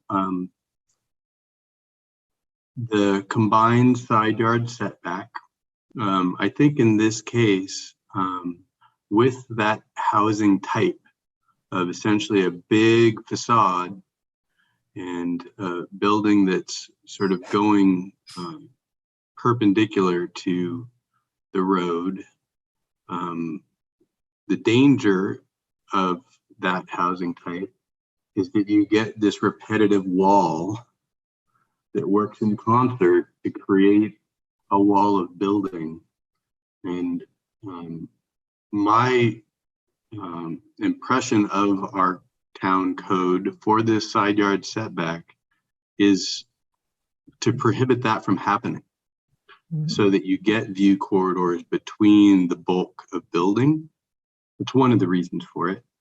So the question for you all is, did you consider making your building comply, which it looks like it's only about 5 feet, 10 inches out of compliance? Did you consider making your building a little narrower? Well, let's see here.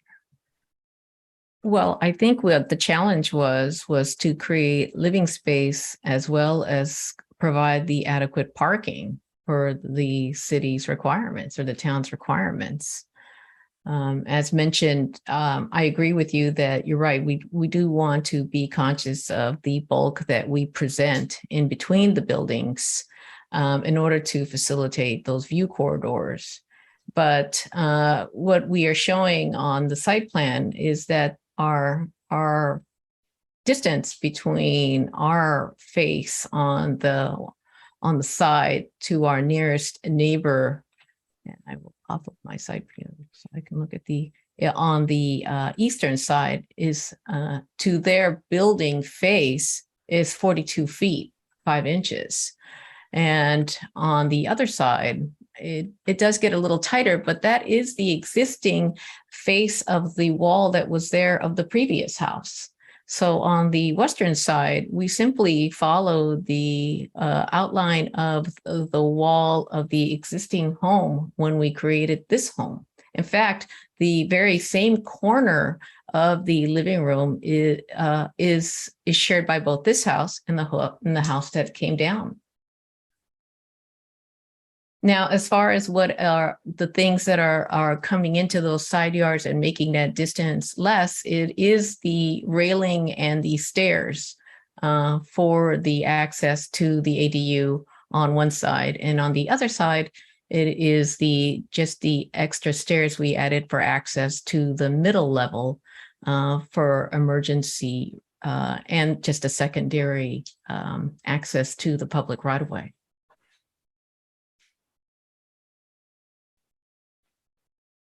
And the other thing I just want to bring up is that the code allows certain features to encroach into setbacks, and it includes decks, but I'm not sure if I wasn't here when they wrote it in 1973, right? So they allow, roof overhangs, decks.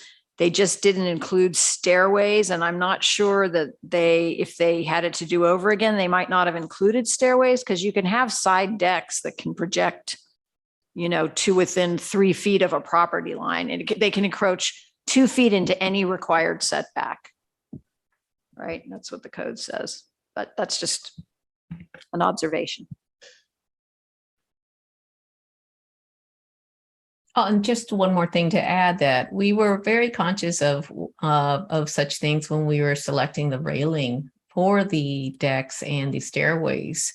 And so you'll see that on our elevations that we pointed out that we're using steel railing versus a wider profile pickets made of wood.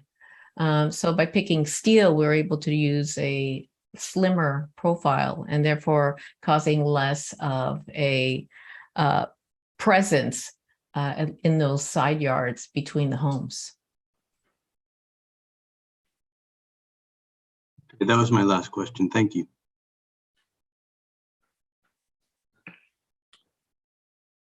Thank you, Commissioner Kelly. Any other questions of the applicants? Commissioner Green has his hand Okay. raised. Was Green first? Okay, let's just start with Commissioner Green. Okay, thanks. Just one question. I mean, I know who the applicant is. I understand who the architect is, but who is DJB Property Solutions that's mentioned in the record of survey as the owner? That might be the trust that it's in. What was the? And that's in some, I don't understand what he's saying. It says record of survey, the lands of DJB Property Solutions LLC, a limited liability company. That's the title in the record of survey, which is. That's a question I have about the title. I'm just curious more than anything else. Was this a survey from the previous owner? The boundary survey? It was done in 2016. Oh, it was. So I think this is one of the past numerous different property owners and house flipping companies that we've dealt with. Do you want to take a look right here? Yeah.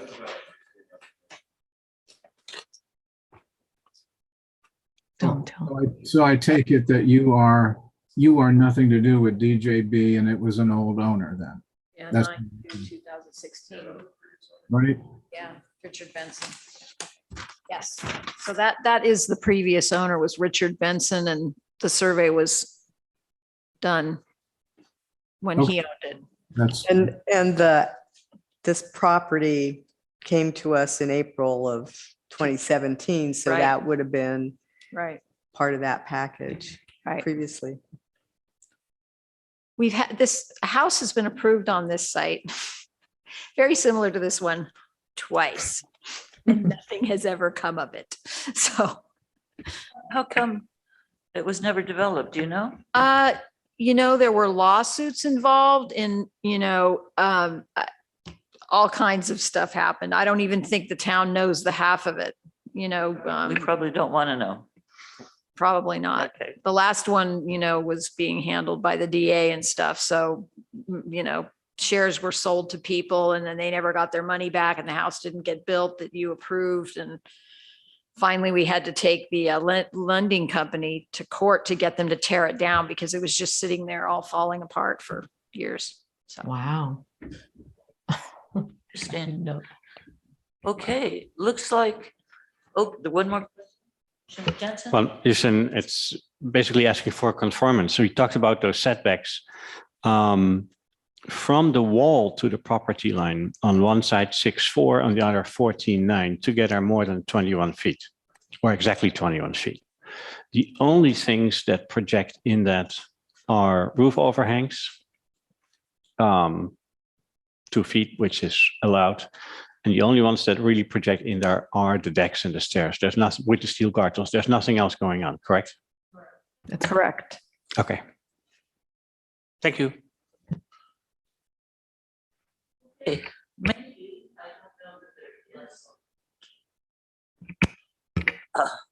Thank you. I don't know that we have anyone from the public who wants to comment on this, but we do need to officially open the public comment period. There's obviously no one in the room. Tamala, do we have anyone that you can see online waiting to comment? There are no hands raised online, Chair. Okay, good. In that case, why don't we close the public hearing? Thank you, gentlemen, for coming forward. Thank you, Ms. Macias, for attending and for your comments. Appreciate it. And if we could just get you to turn that little red light out, because sometimes it interferes with the other mics. Thank you very much. What would the commission like to do?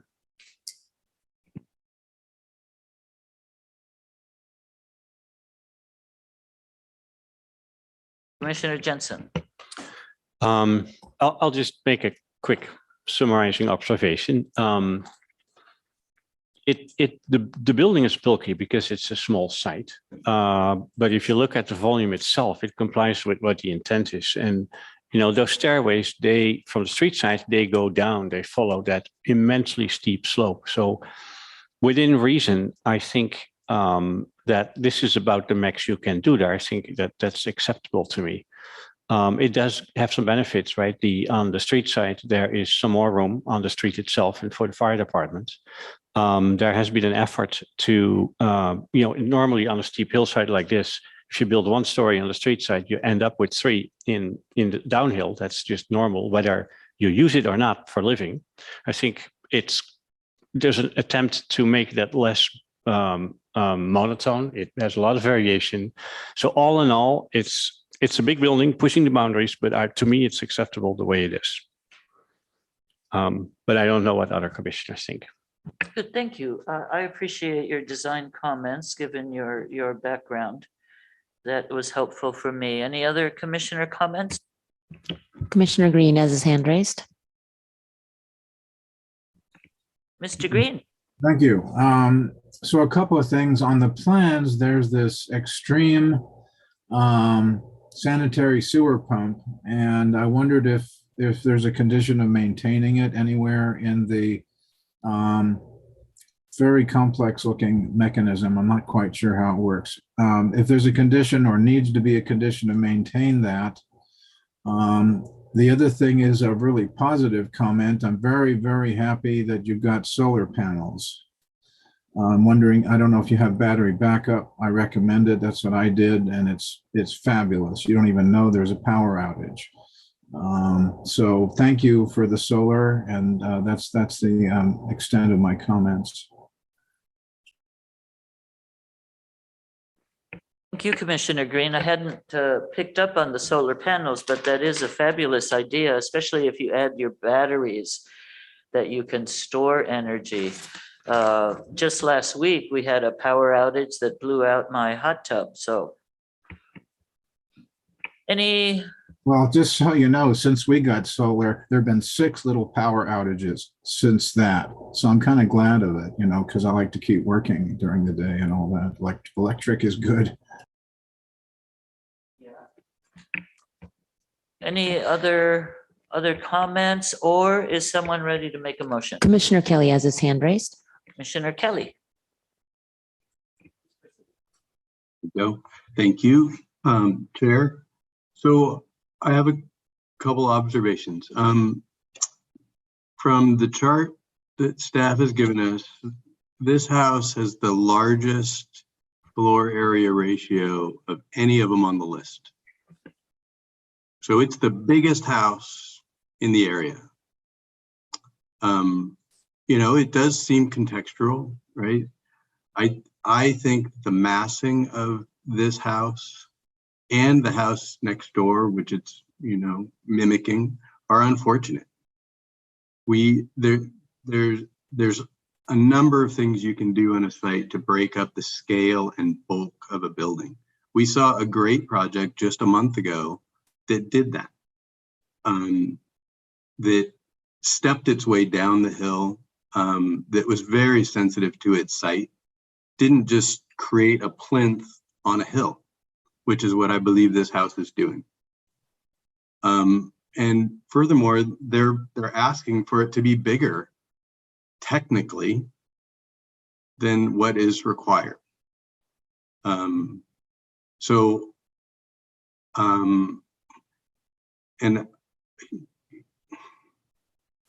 I also wasn't satisfied with the notion that you can't plant on the site. I can't believe that you can't plant on the site, and the notion that you don't want to or don't acknowledge that it was helping also doesn't bode well for my to the tenor of the conversation, I think, and to the intention of the applicant and how they might affect the milieu of the town. So in general, I'm not in support of the project for those reasons. Thank you.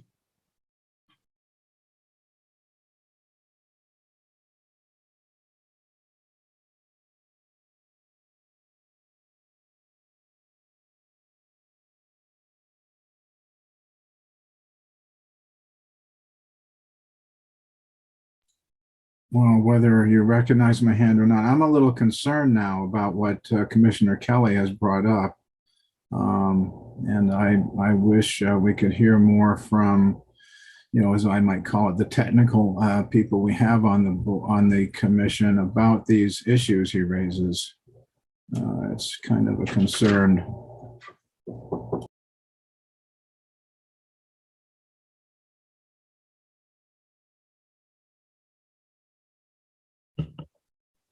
So I'm in support of the project as well for that space.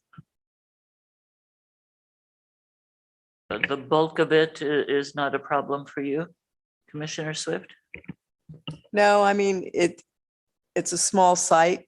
They've got an ADU there. They're addressing the parking, which is a benefit. It's a benefit to the neighbors. So no.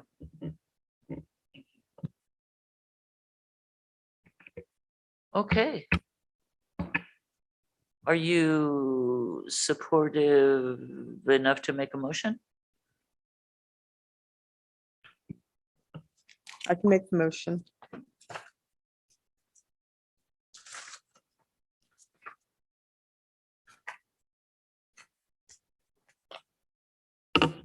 I may need help with the corrections to the reso though, as we go through them. I move that we approve resolution 2022-21.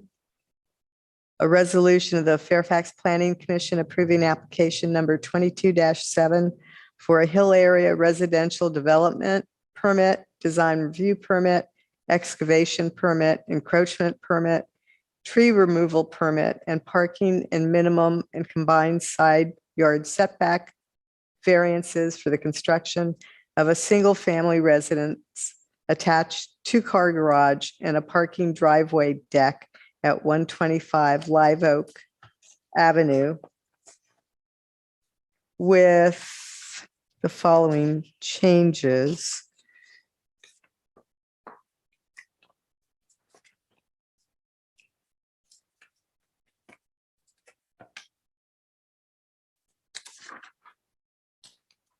So on page 7, number 26, we're deleting the first part of that sentence, if deemed necessary by the town engineers and the town attorney, and starting with the applicants.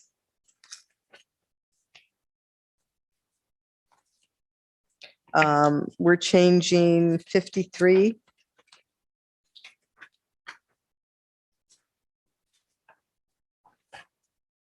On page 10 to state that the arborist will need to be on site? And if you could help me with the language on that.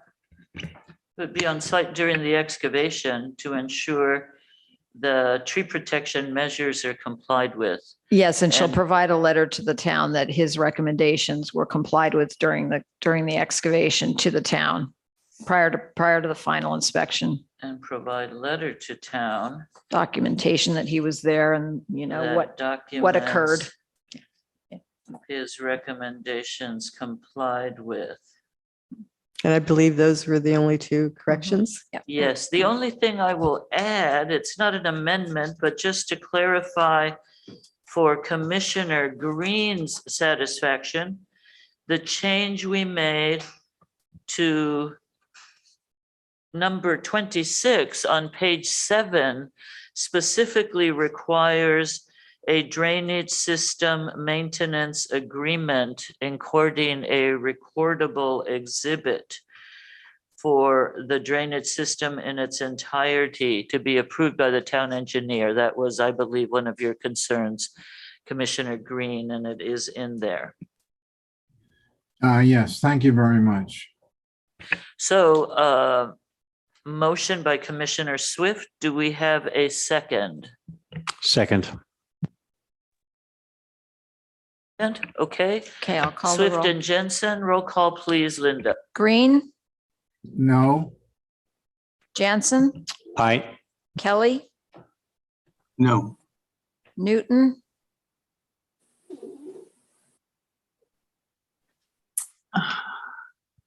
Abstain. Swift.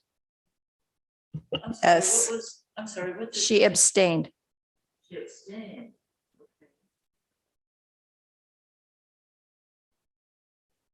Swift? Did you already? Yes. Chair Fregoso. Yes. That's a yes from the chair. Yes. The So motion passes. does carry. Wait a minute, did we have 2 noes and 1 abstention? Yeah, but 3 yeses. The abstention doesn't count, so the 3 yeses carried it. Okay, interesting. By the skin of your teeth. Thank you. Thank you. Chair, can you advise them about the appeal period? Yes. There, I was just about to. Okay. There is a 10-day appeal period. And hopefully all your neighbors have already heard about this and they won't just discover it tomorrow. But there is a fee of $650 with the city clerk, the town clerk, if anyone wants to do that. So there is a 10-day period in which the public has an opportunity to appeal, after which you may finally begin to complete your project. Well, can I just say they still have, the driveway with variance still has to go before the council. Oh, when does that go? It's going to have to be October because the agenda's already full for the September meeting. Driveway with variance. Now, Linda, was that somehow incorporated in our reso? Does it need to be? No, I did talk about it in the staff report, You didn't I? did mention it, but Yeah. there was nothing in our, because we're not taking any action. Right. Okay. And so they could not begin their work anyway until it is approved by town council. That's right. Okay, so you'll have to check with staff to see. It'll probably be 10 days after the town council. No, there's no appeal There would not be from an the appeal council to it? decision. You know, if a neighbor's unhappy, then they have to take legal action. If Okay. there's no appeal. Yeah. There you go. That would be when you can, because the 10 days would be starting now to appeal this decision. So by the time council appeals, or if they approve it, then you could get going right away, assuming there is no other appeal of our decision tonight. Thank you for your patience and your hard work. Good night. Good luck.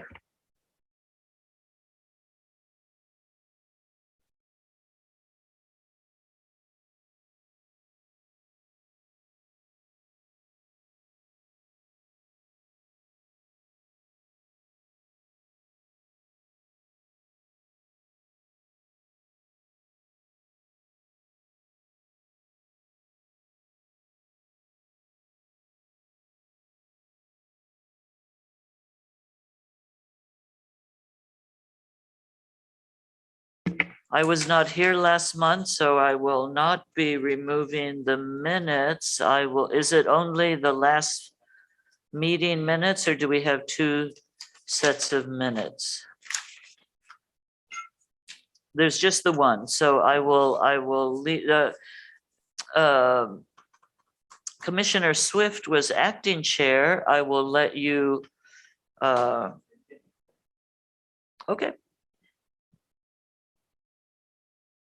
Wasn't there. So does anyone have edits to the minutes of the July 28th meeting?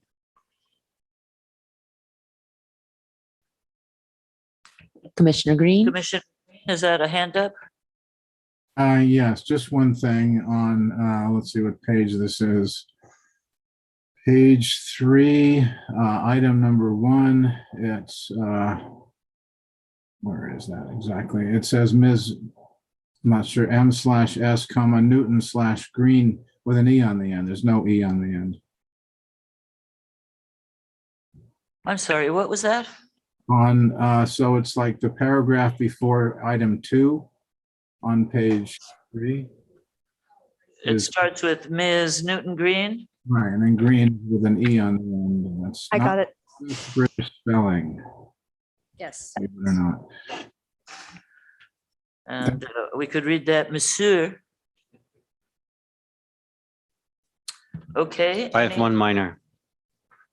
The file still says Larkspur Planning Commission meetings. So that's still lurking in there. Now there is an interesting. cannot see it on the Commissioner printed Green version. brought that to my attention again. Yes, I sent, it's very hidden, but it's in the. I think I finally understand how to fix it, but I was having, I believe I can fix it now. Okay, thank you. Right, I sent you the screenshots I have that show it. Thank you.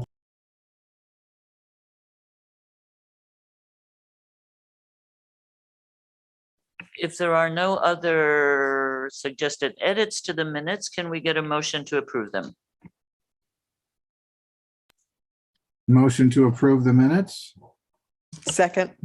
First and second, Green and Swift, roll call, please. Okay, Green, Aye. Kelly, Aye. Jansen, Aye. Swift, Aye. Newton, Aye. Chair Fregoso. Oh, okay. The chair abstains because she was not She here. was not there. There you go. Okay, the motion passes, the minutes are adopted, and we can move on to our final item, which is our new planning director's report, update on housing element project and department work. Chair, you skipped over commissioner comments and requests, didn't you? Oh, yes, I did. Thank you. Did you have some comments or requests, Commissioner Newton? I think I did, but I have to remind myself what they are. If anyone else has something at the tip of their tongue, a comment or request by commissioners.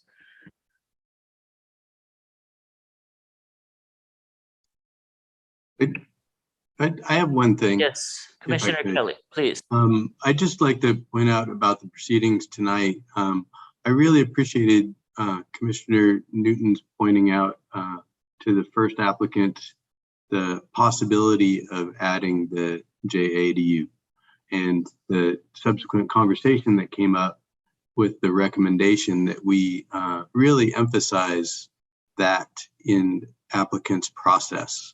So I guess this is a comment to staff that I think it's a really, it's a warranted effort at this point in time for our town to really make sure that every applicant knows it's possible. So I just appreciated the Commissioner Newton. I appreciate you pointing that out. And furthermore, the conversation and suggestion that we really do try to emphasize that to all the applicants these days. Thanks. Thank you. That was an important discussion, and I'm sure staff does what they can.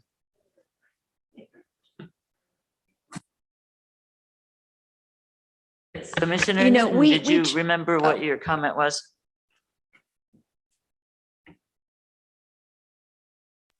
Yes, thank you, Commissioner Kelly, for reminding me. It was about the same subject. And, I guess it's more of sort of a recommendation to all the Fairfaxians watching. I know there's so many people staying up watching us late at night.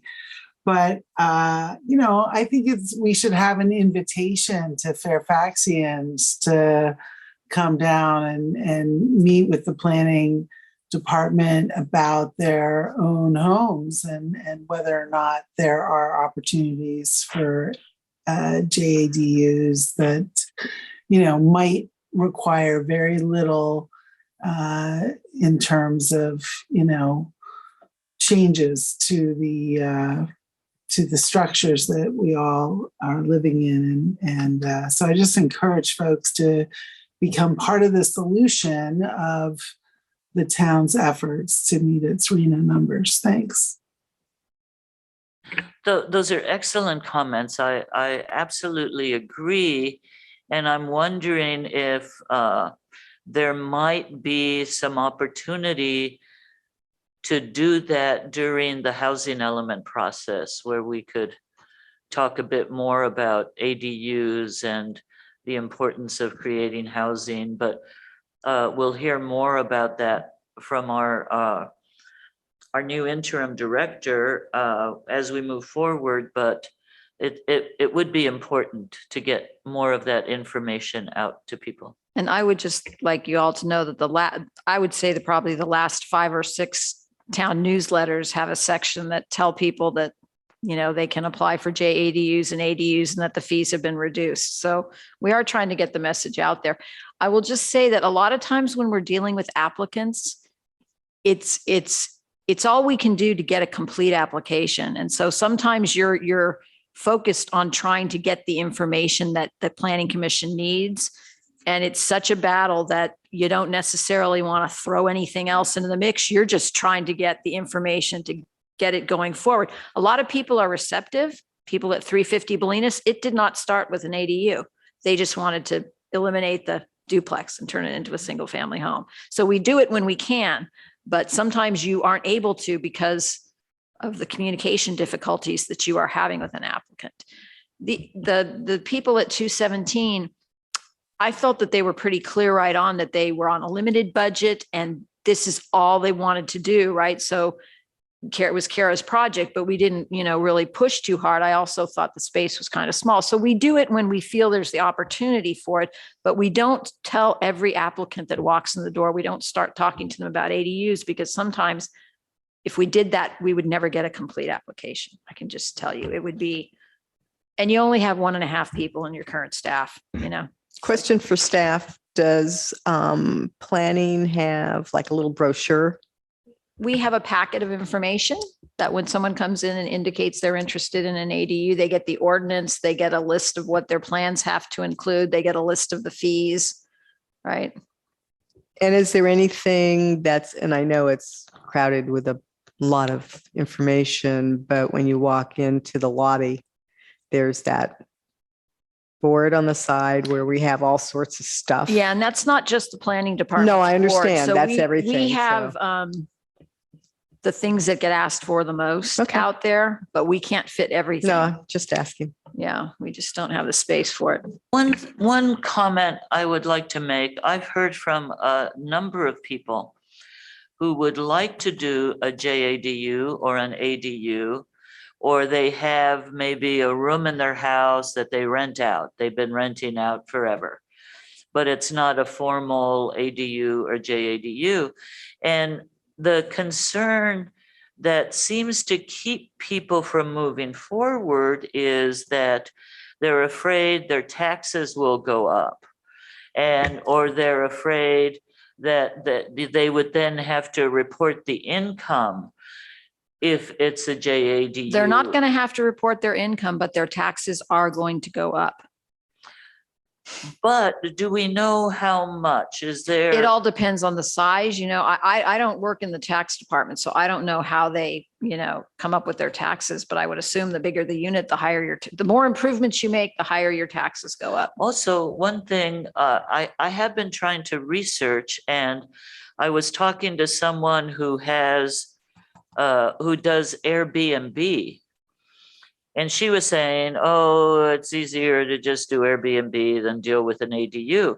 But Airbnb charges you for the service and you pay them a percentage, and you still have to report your income. And there's all kinds of costs that you have to pay to Airbnb that you would not have to pay if you just had a plain ADU. But yes, taxes would go up somewhat.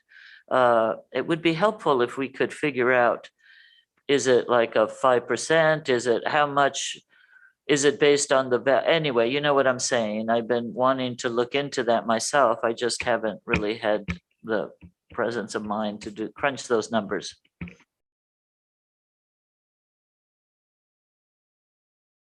Is that it on commissioner comments? Commissioner Green may have a comment. I don't know if his hand's raised from before. Sorry. It is. And you brought it up, Airbnb. It's one thing to create an ADU and then another to then turn around and use it for Airbnb. It doesn't then create any more, rentable living space in town. Plus, I've had a chance to talk to someone from another small town who have too many Airbnbs in there, and people have had to move out, and it's just it's like a disease. We can tax the B&Bs, we can limit them, to 30 days. We can do all kinds of things to change that use.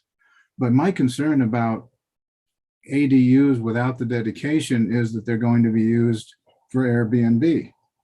And indeed, a few of them tonight have that kind of quality. So this is a problem I believe we need to put this on an agenda for a larger discussion, is the Airbnb and its limitations and taxation, because it can really, I've heard from another community that it really can destroy what's left of small rental units. And this is we've bandied this about quite a bit, and we're still on commissioner comments and requests. So this is my comment, is we need to more regulate Airbnbs in the town, and that will free up rooms for rental, that alone. I completely agree. I think the Airbnb is really not the right way for our town to go.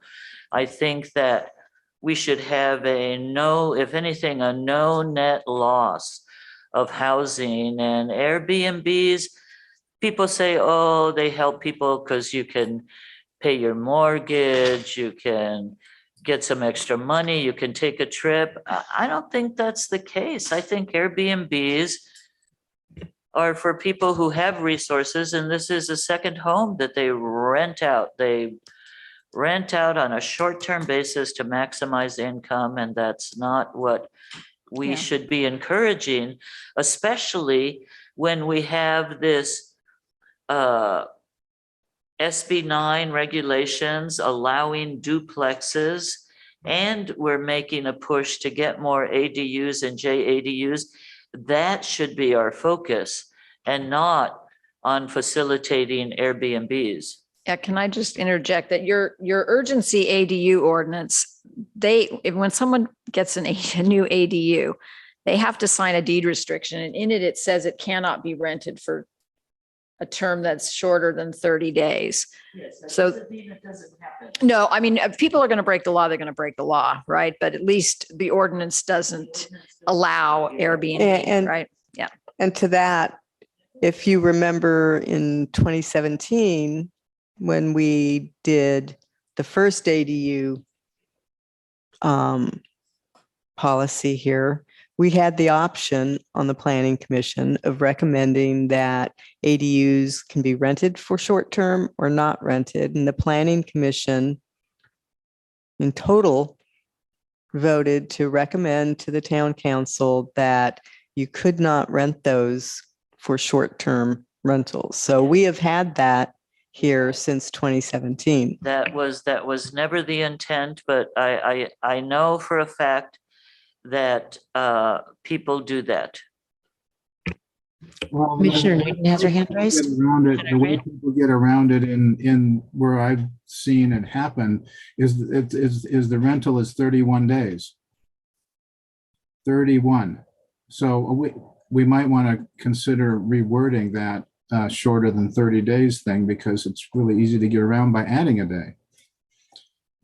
So just a comment. I'm sorry. Fine, I think state law has that 30-day, SB 9 has that 30-day requirement, but yeah, it's definitely something to chew the fat over sometime. Okay, should we move on? Commissioner Newton still has her hand raised. Okay. Thank you, Chair. I think my perspective is slightly different from the rest of you on this question, because I'm much more focused on the RENA numbers. And I'm not suggesting that, more affordable housing isn't the priority.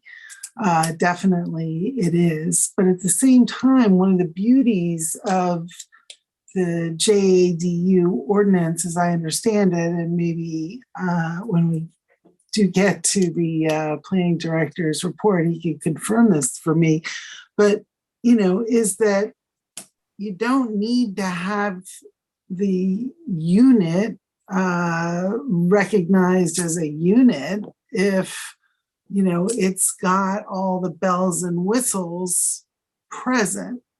So you don't have to have a tenant living there. It doesn't need to be used as a Airbnb or a rental in order to be counted towards our RENA numbers if it meets the bells and whistles, as I understand it, of the JADU. And so, in my mind, it's the question about, does the Airbnb get around the 30-day time limit with a 31-day rental? I think we could debate whether or not that's a benefit or not in our community. There are certainly, so many families where, parents and in-laws come in when, there's kids and they stay in the Airbnbs in our community, visiting their families if they live far away. And that really does seem to be a benefit in my view, as well as the potential for people to make extra income. So I think we could debate, and I welcome the opportunity if we wanted to have a further discussion about it in depth. But I don't even think we need to go there if we're focused on the numbers that are sort of like the thing that are hanging over our head most urgently at this moment in terms of us moving forward on the housing element. So I just want people to keep in mind that the debate over the ADU versus the Airbnb is irrelevant if, all the bells and whistles are there to call it a JADU. As far as I understand. That's true. Sorry, I don't mean to prolong this, but I think we need to a little bit here. So if an ADU or a JADU that is used for Airbnb purposes can be counted along with for the RENA numbers, there are about 600 or 700 of those in Fairfax. If you look up Airbnb, you'll find that out. Then all those people could come forward with the units that they're renting that way and say, hey, this is an ADU, and we could meet our RENA numbers. That's another idea, along with what Chairman Newton said. I'm sorry, Commissioner Newton said. So Yes, it's kind of a thing in flux, I guess. Probably should get to the report. I agree. We should get onto the planning director's report. Thank you. Chair Fregoso and planning commissioners, I'm very pleased to be here this evening and provide a report to you, kind of an update on work in the department, the planning and building department, and giving some focus really to the housing element update. And there's been quite a bit of discussion about housing and ADUs and JADUs tonight. But let me start with just giving you an update on recent work in the department and work that we're doing with the town council at this point. At the last town council meeting, we focused on parklets, and you may have been following that, but the parklet ordinance and design standards were approved by the town council, and they go forward for second reading at the next town council meeting on September 7th. And I'll be working with the staff in terms of developing what the permit fees will be for those parklet permits. And that will be brought, the fee proposal for the parklets will be brought to the town council meeting in October. So we're expecting that the second reading for parklets, the regulations, the ordinance, and design standards will occur on September 7th. 30 days later, they become effective. And at that meeting, the first meeting in October, we expect to bring forward the fees for parklets to kind of bring those together.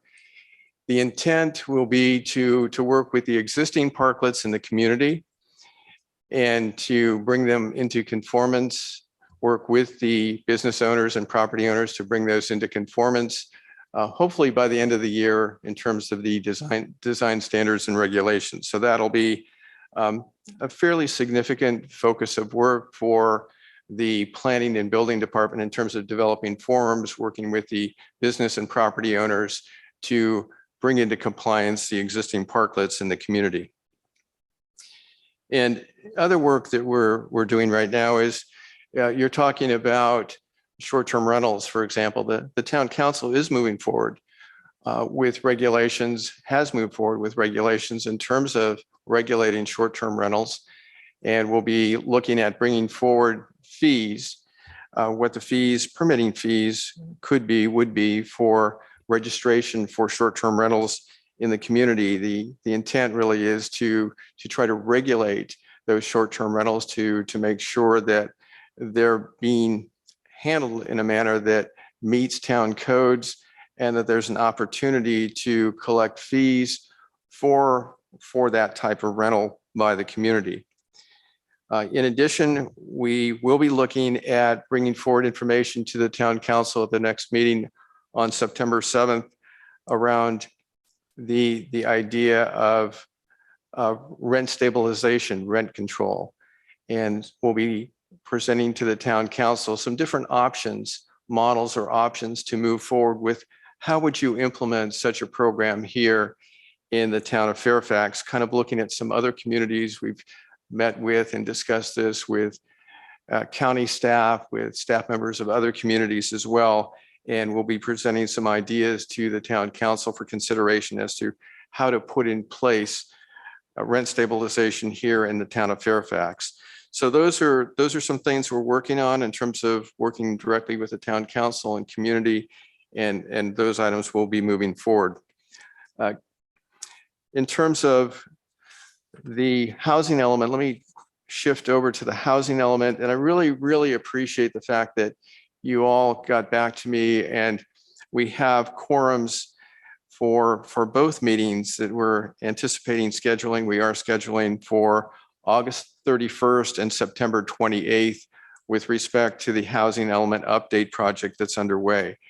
And as I described to you in the email that went out, the intent of the August 31st meeting is to really look at the objective design and development standards, to look at the sites for housing that have been identified already in the community of Fairfax as we move forward with the 6th cycle housing element update for the next 8 years. What sites are we focusing on here in this community? what are the objective development standards, design and development standards for developing those sites, and what kind of zoning or zone changes may be required. So that discussion will occur at your August 31st meeting, and I appreciate the fact that you've committed to doing that. We have also talked to you about having a September 28th meeting.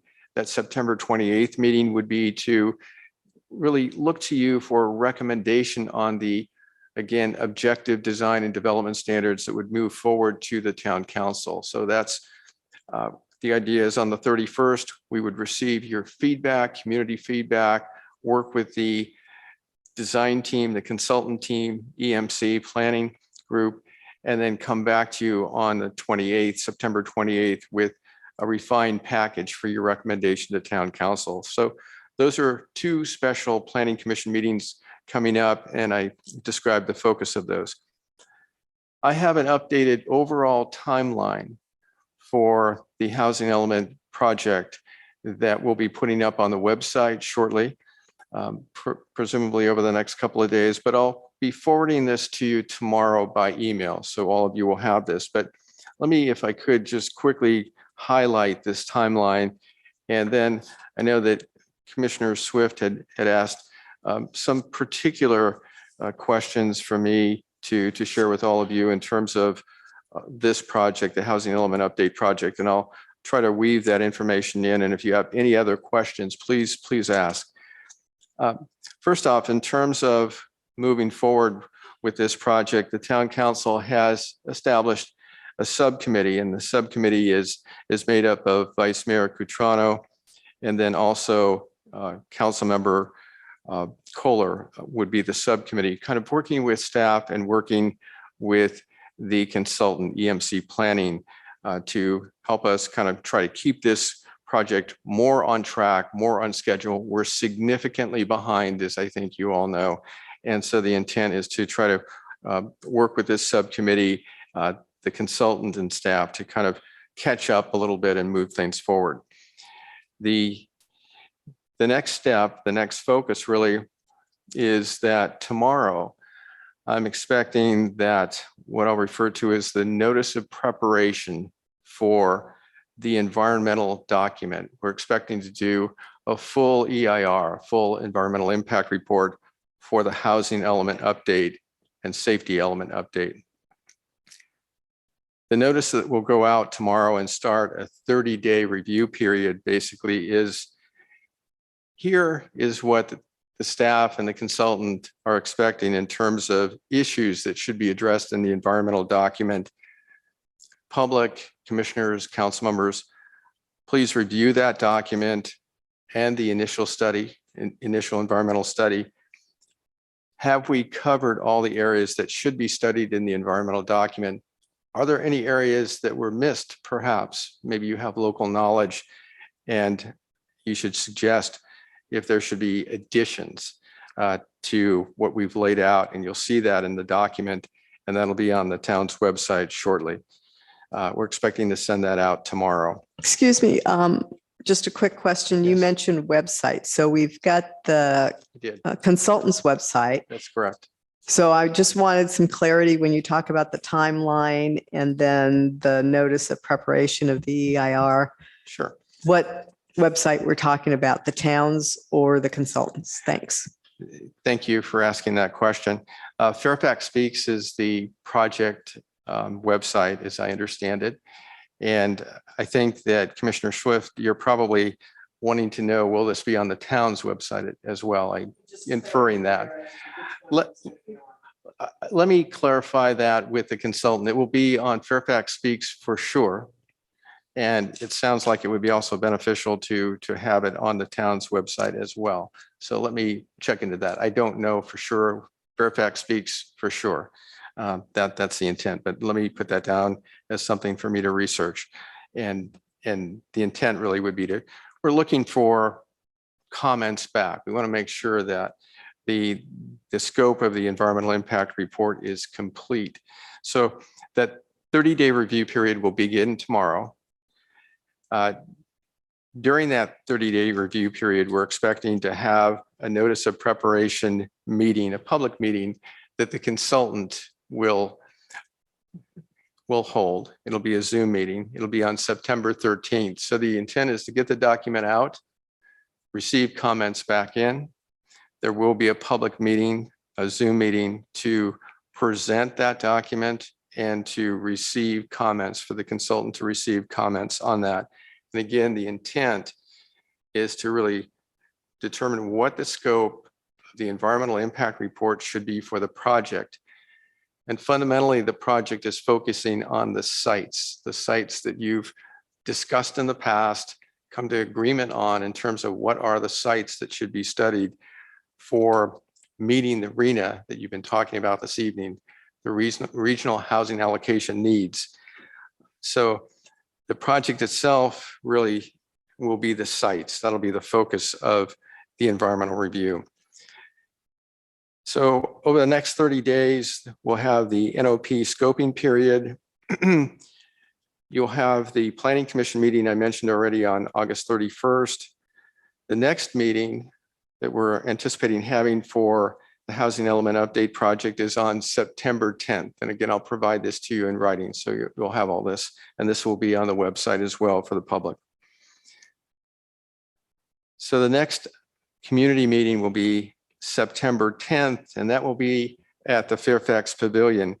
And the intent of this meeting will be in the afternoon, 2 to 4 on September 10th. It's a Saturday. And the intent really is in conformance with the new state requirement for affirmatively furthering fair housing. The idea is to reach out to tenants, people renting in your community or who want to rent in your community, and to find out what their experience is in terms of housing, renting housing, being tenants in your community, so that the consultant team and staff has the benefit of that information. So in developing policies and programs in the draft housing element, the intent would be to look at, are there ways to protect, facilitate, encourage, improve conditions for those people renting housing in your community? And again, this meeting on September 10th, it's being noticed. There are flyers that have gone out. There are over 2,000 postcards that have gone out. The lead consultant focusing on that aspect, the public outreach aspect for that meeting was in the community today, going to individual businesses and locations, actually passing out cards and flyers, and to kind of weave in some answers to questions that were posed to me. Again, over 2,000 cards went out. The team has reached out to the county, Marin County, to try to better identify multifamily housing here in Fairfax, and to try to make sure that tenants in the multifamily housing are receiving those cards, are part of the addressing. So the intent is to try to make sure that multifamily housing, rental housing here in the town of Fairfax is part of that public outreach effort. As far as that meeting on September 10th, the idea is it's at the pavilion. There'll be COVID protocols in place. The intent is there'll be a panel that will talk about fair housing measures, protections that are offered within the county and services offered within the county. And again, people are encouraged to come. People are encouraged to register. It is not necessary. It is not necessarily to register to go to that meeting. Again, it's on September 10th, 2 to 4 in the afternoon. It's being widely advertised. It is not necessarily to register. We are encouraging people to register, and we are using a QR code, and the intent is to try to have a sense of how many people may attend. So in terms of setting up the pavilion, and making sure we have enough tables and chairs and accommodations. We're just trying to get a sense of how many people might attend. There'll be presentations, there'll be breakout groups, facilitators, and then people from the breakout groups describing their experiences in terms of renting or wanting to rent housing in Fairfax will share out their experiences, and that information again will be used in developing the policies and programs that will go forward in the housing element project itself, the document. So after September 10th, kind of the next thing we're looking at is really preparing the draft housing element report, and that's underway. But the intent is that toward the end of September, that draft is made available to the staff as an administrative draft. In fact, we're hoping to receive that by about September 19th, and that the subcommittee and staff would receive the administrative draft of the housing element that would hopefully include, well, would include those policies and programs, and that the staff and subcommittee would review that, and then there would be modifications made as necessary, and then that would be put out for a state-required 30-day local public review at the end of September or 1st of October.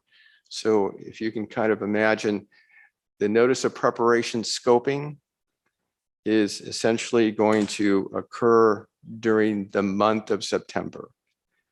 During the month of October, the draft housing element will be out for local review, for a 30-day local review.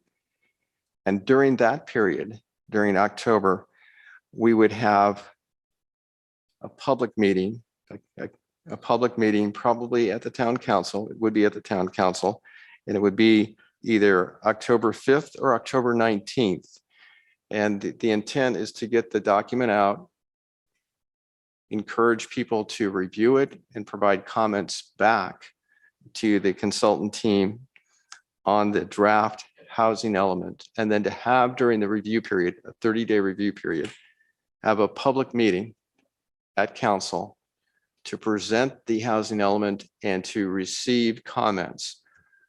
All of the comments received during that 30-day period, including the transcript from that meeting, along with responses to those comments, will be packaged and then sent to HCD, State Housing and Community Development, for a mandated, a required 90-day review. So October, the housing element will be reviewed, comments received.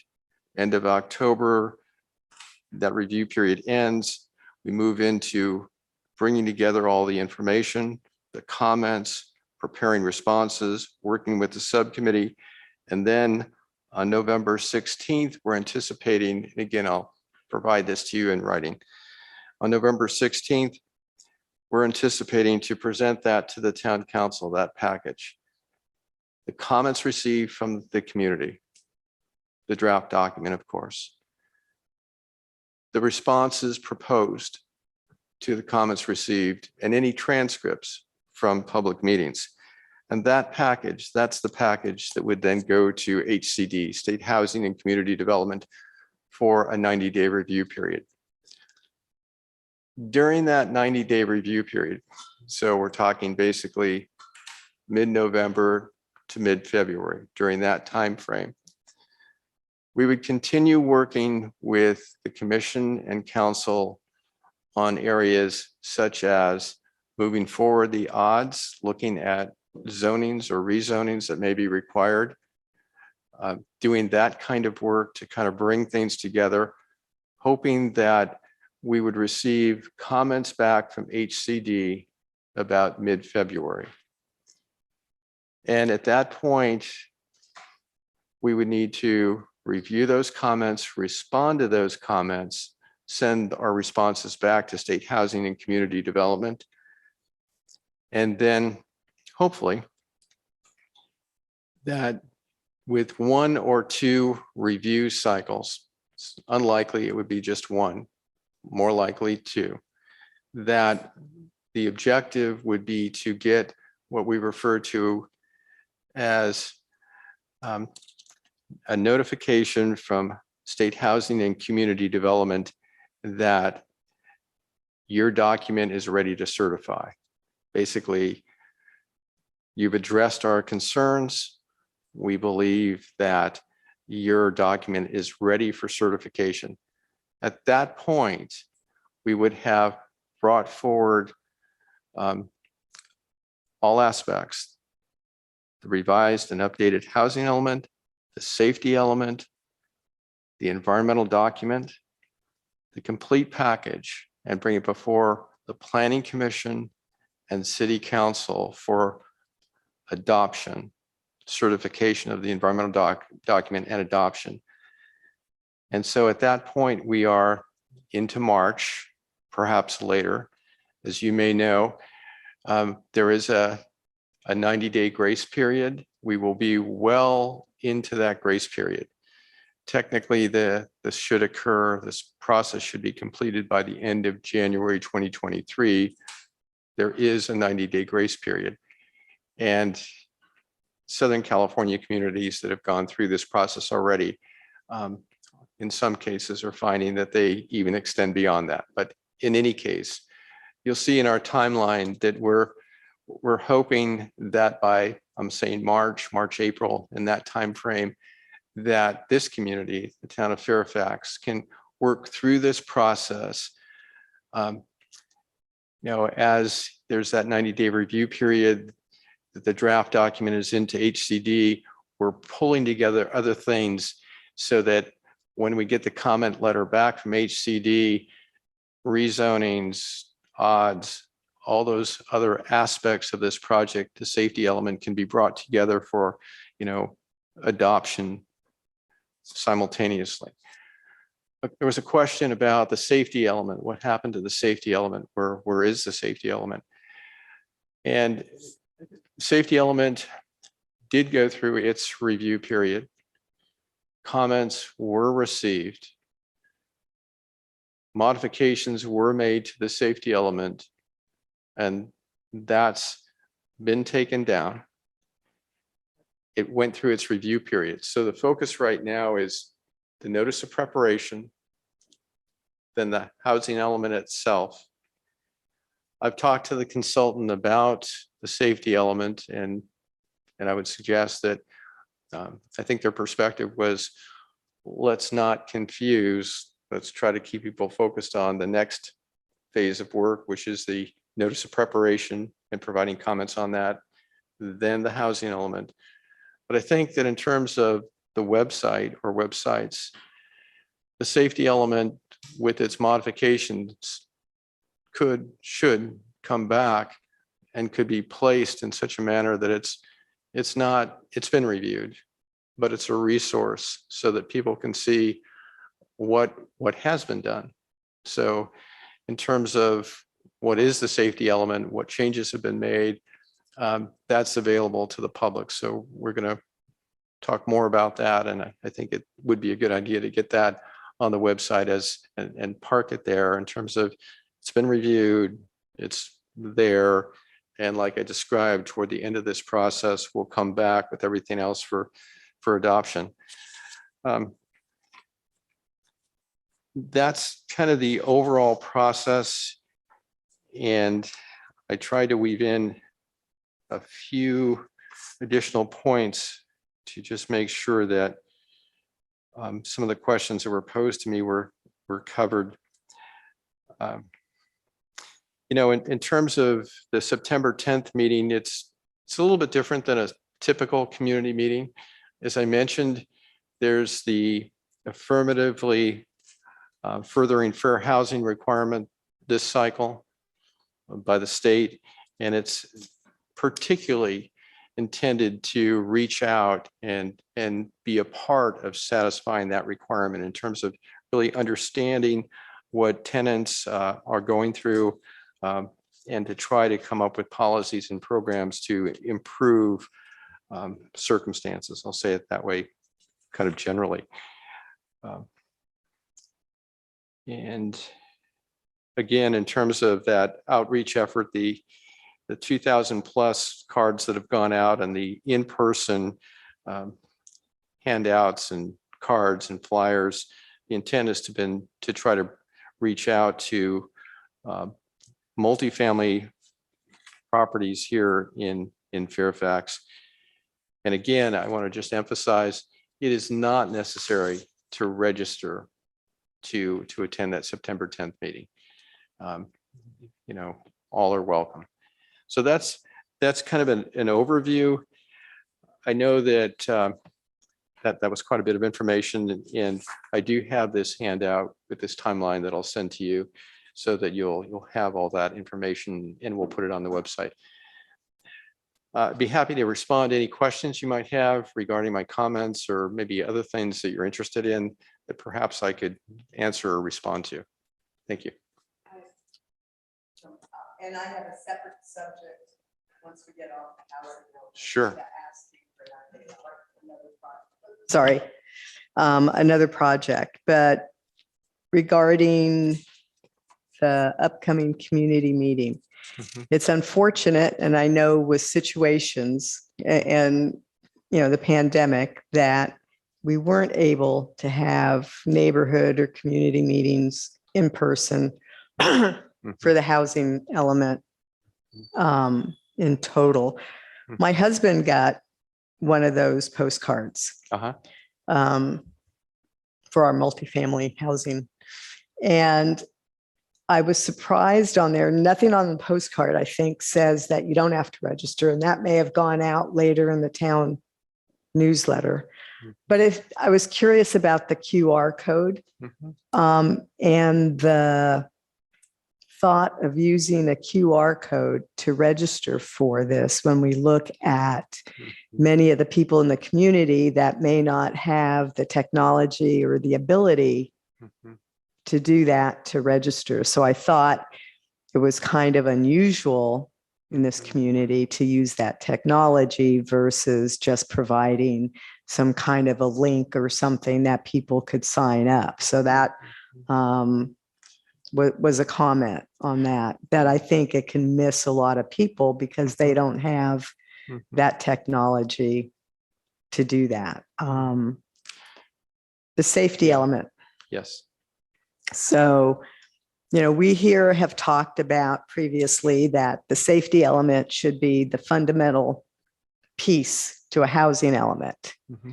And many of us have worked on the safety element. We had a subcommittee working on the safety element. I provided 20 pages of comments, and others have provided comments.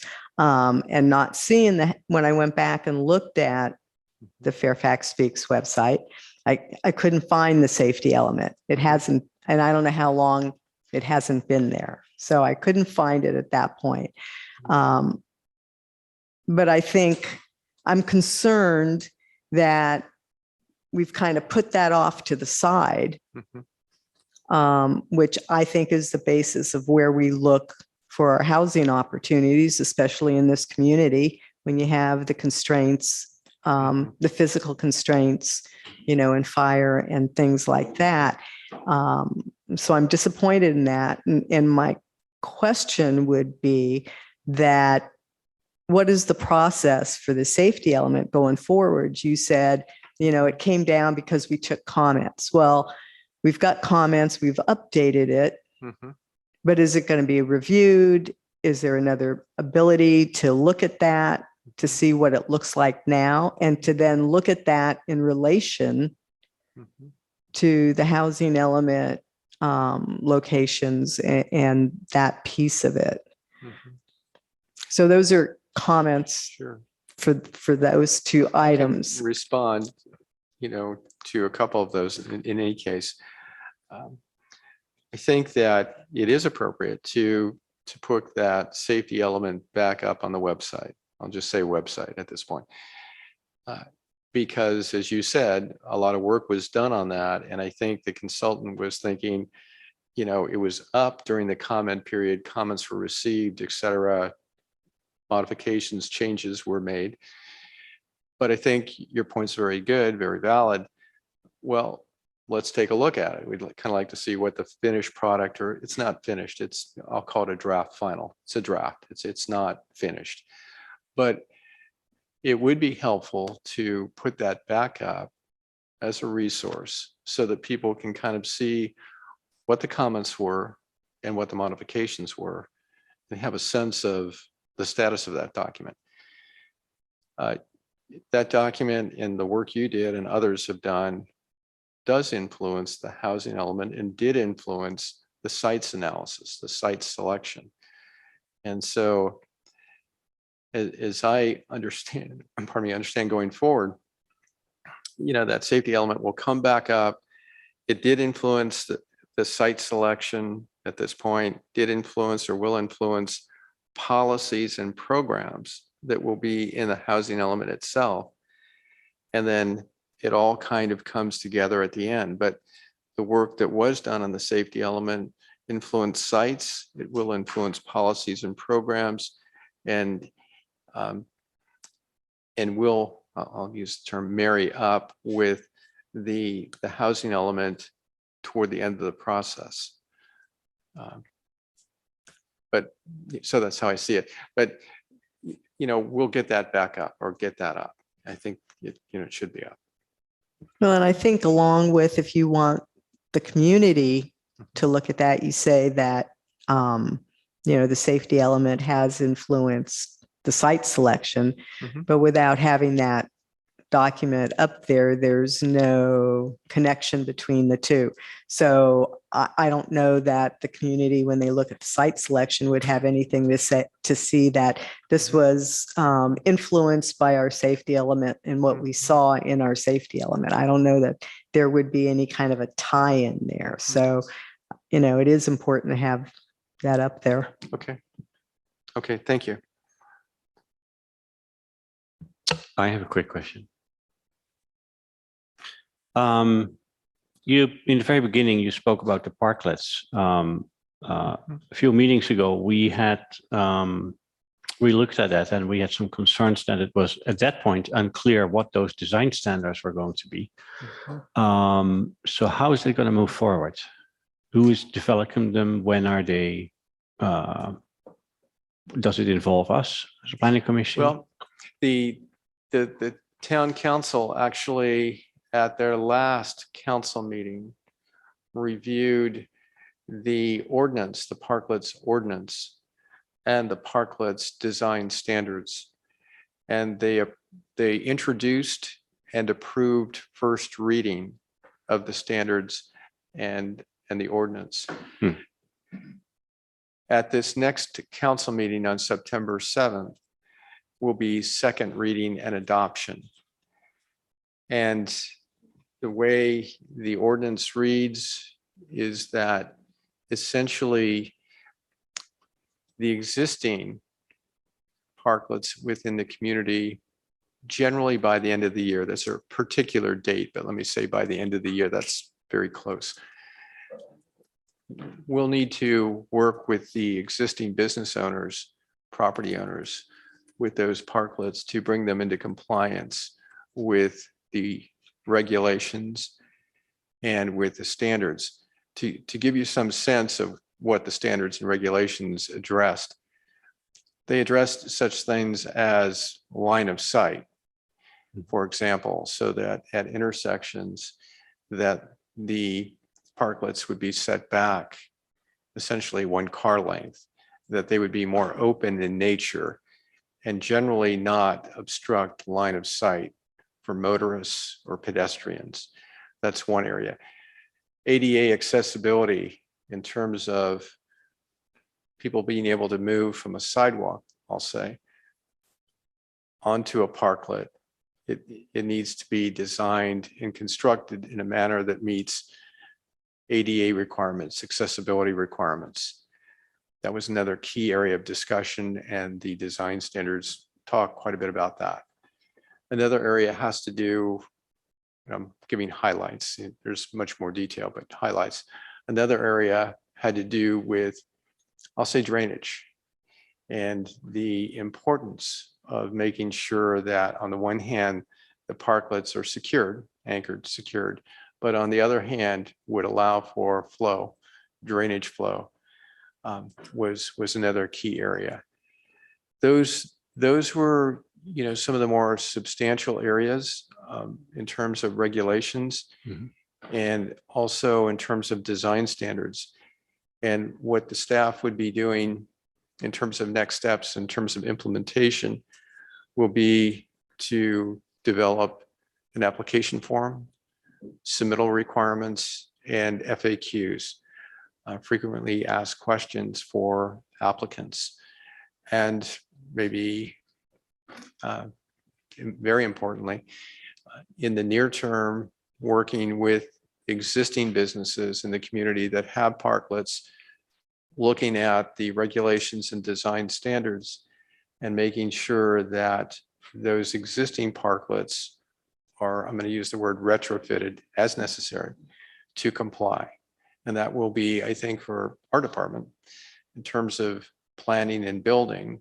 And it also involves public works, as you can imagine, town engineer.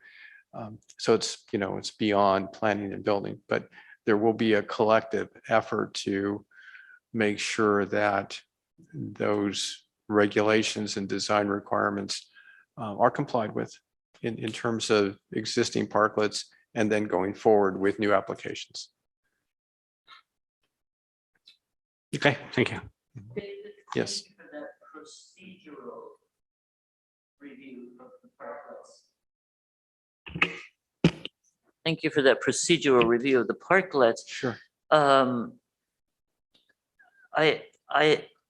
My sense, and I think the commission, many of the commissioners have a similar sense. When we last reviewed the parklets,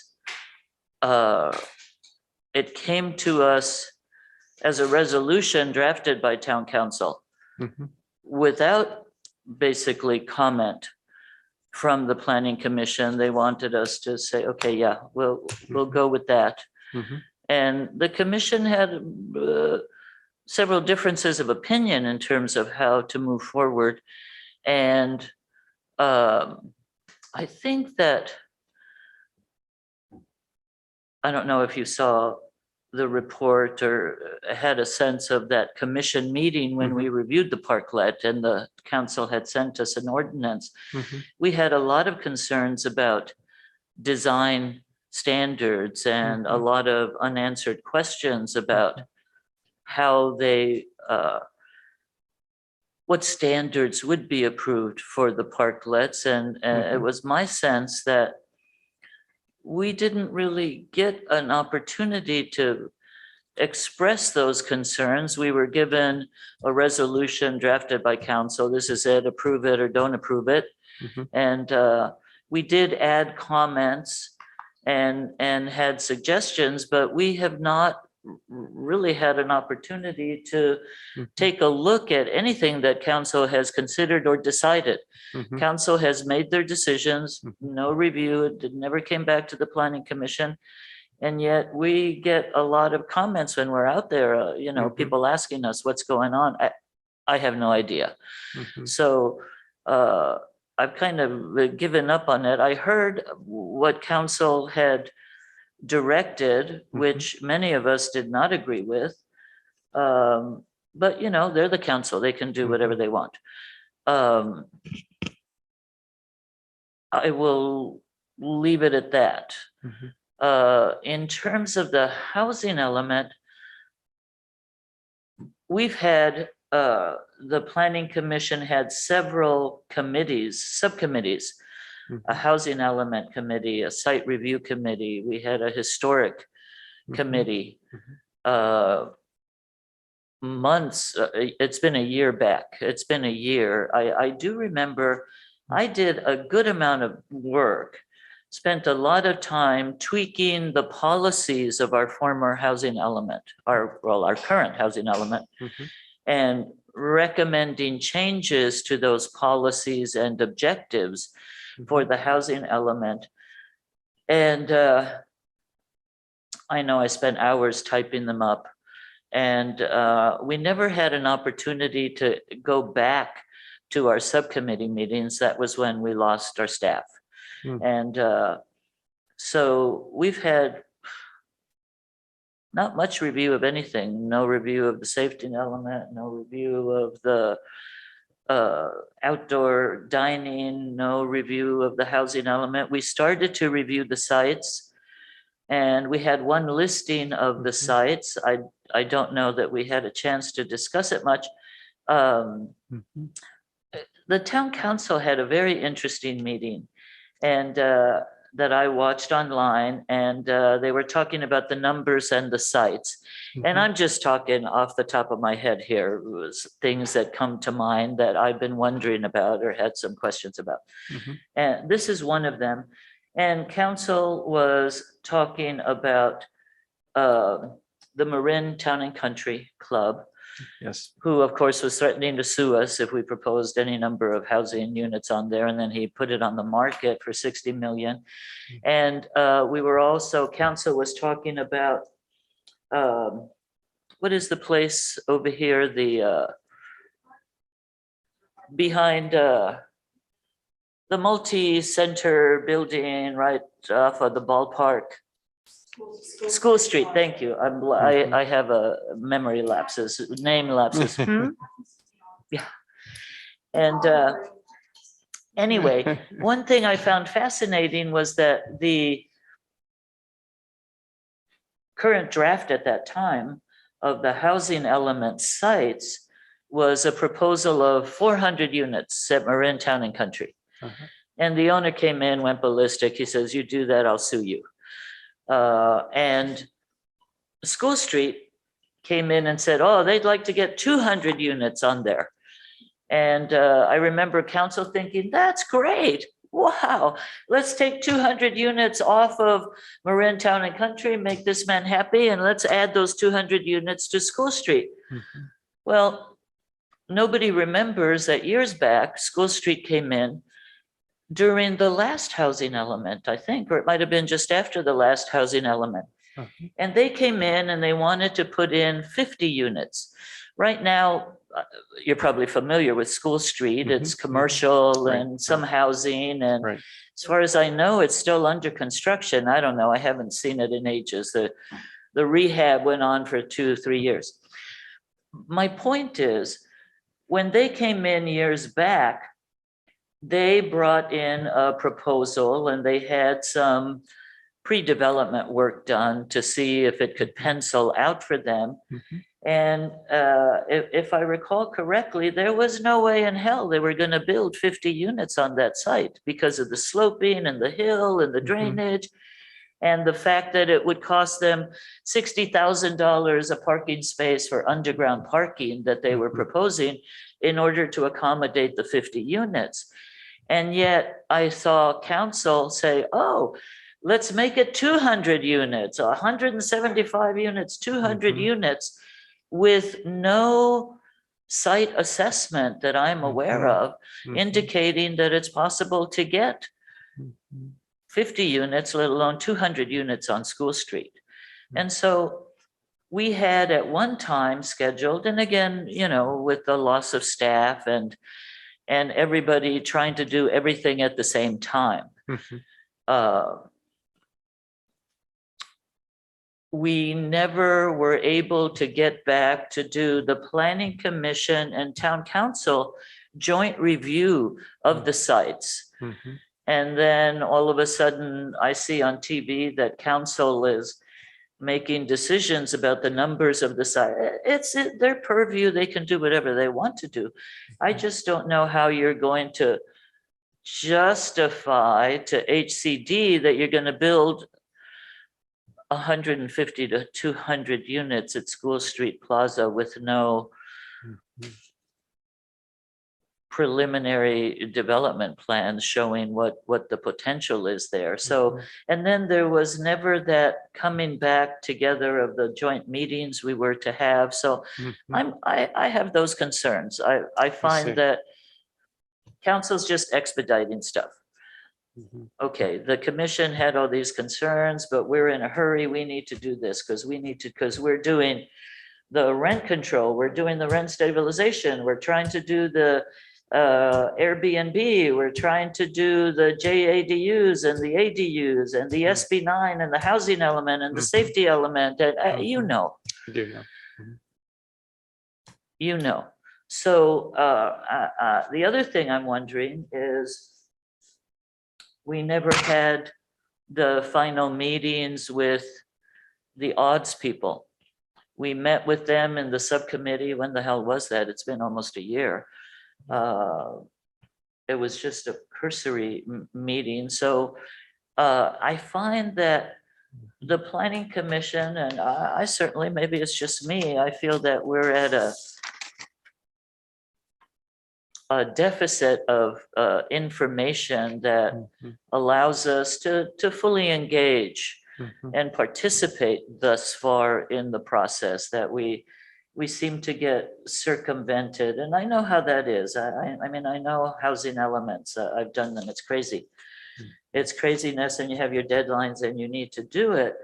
But so I'm wondering what happened with all that work we did on, well, we started working on historic. I think that's been the biggest disappointment for me, is the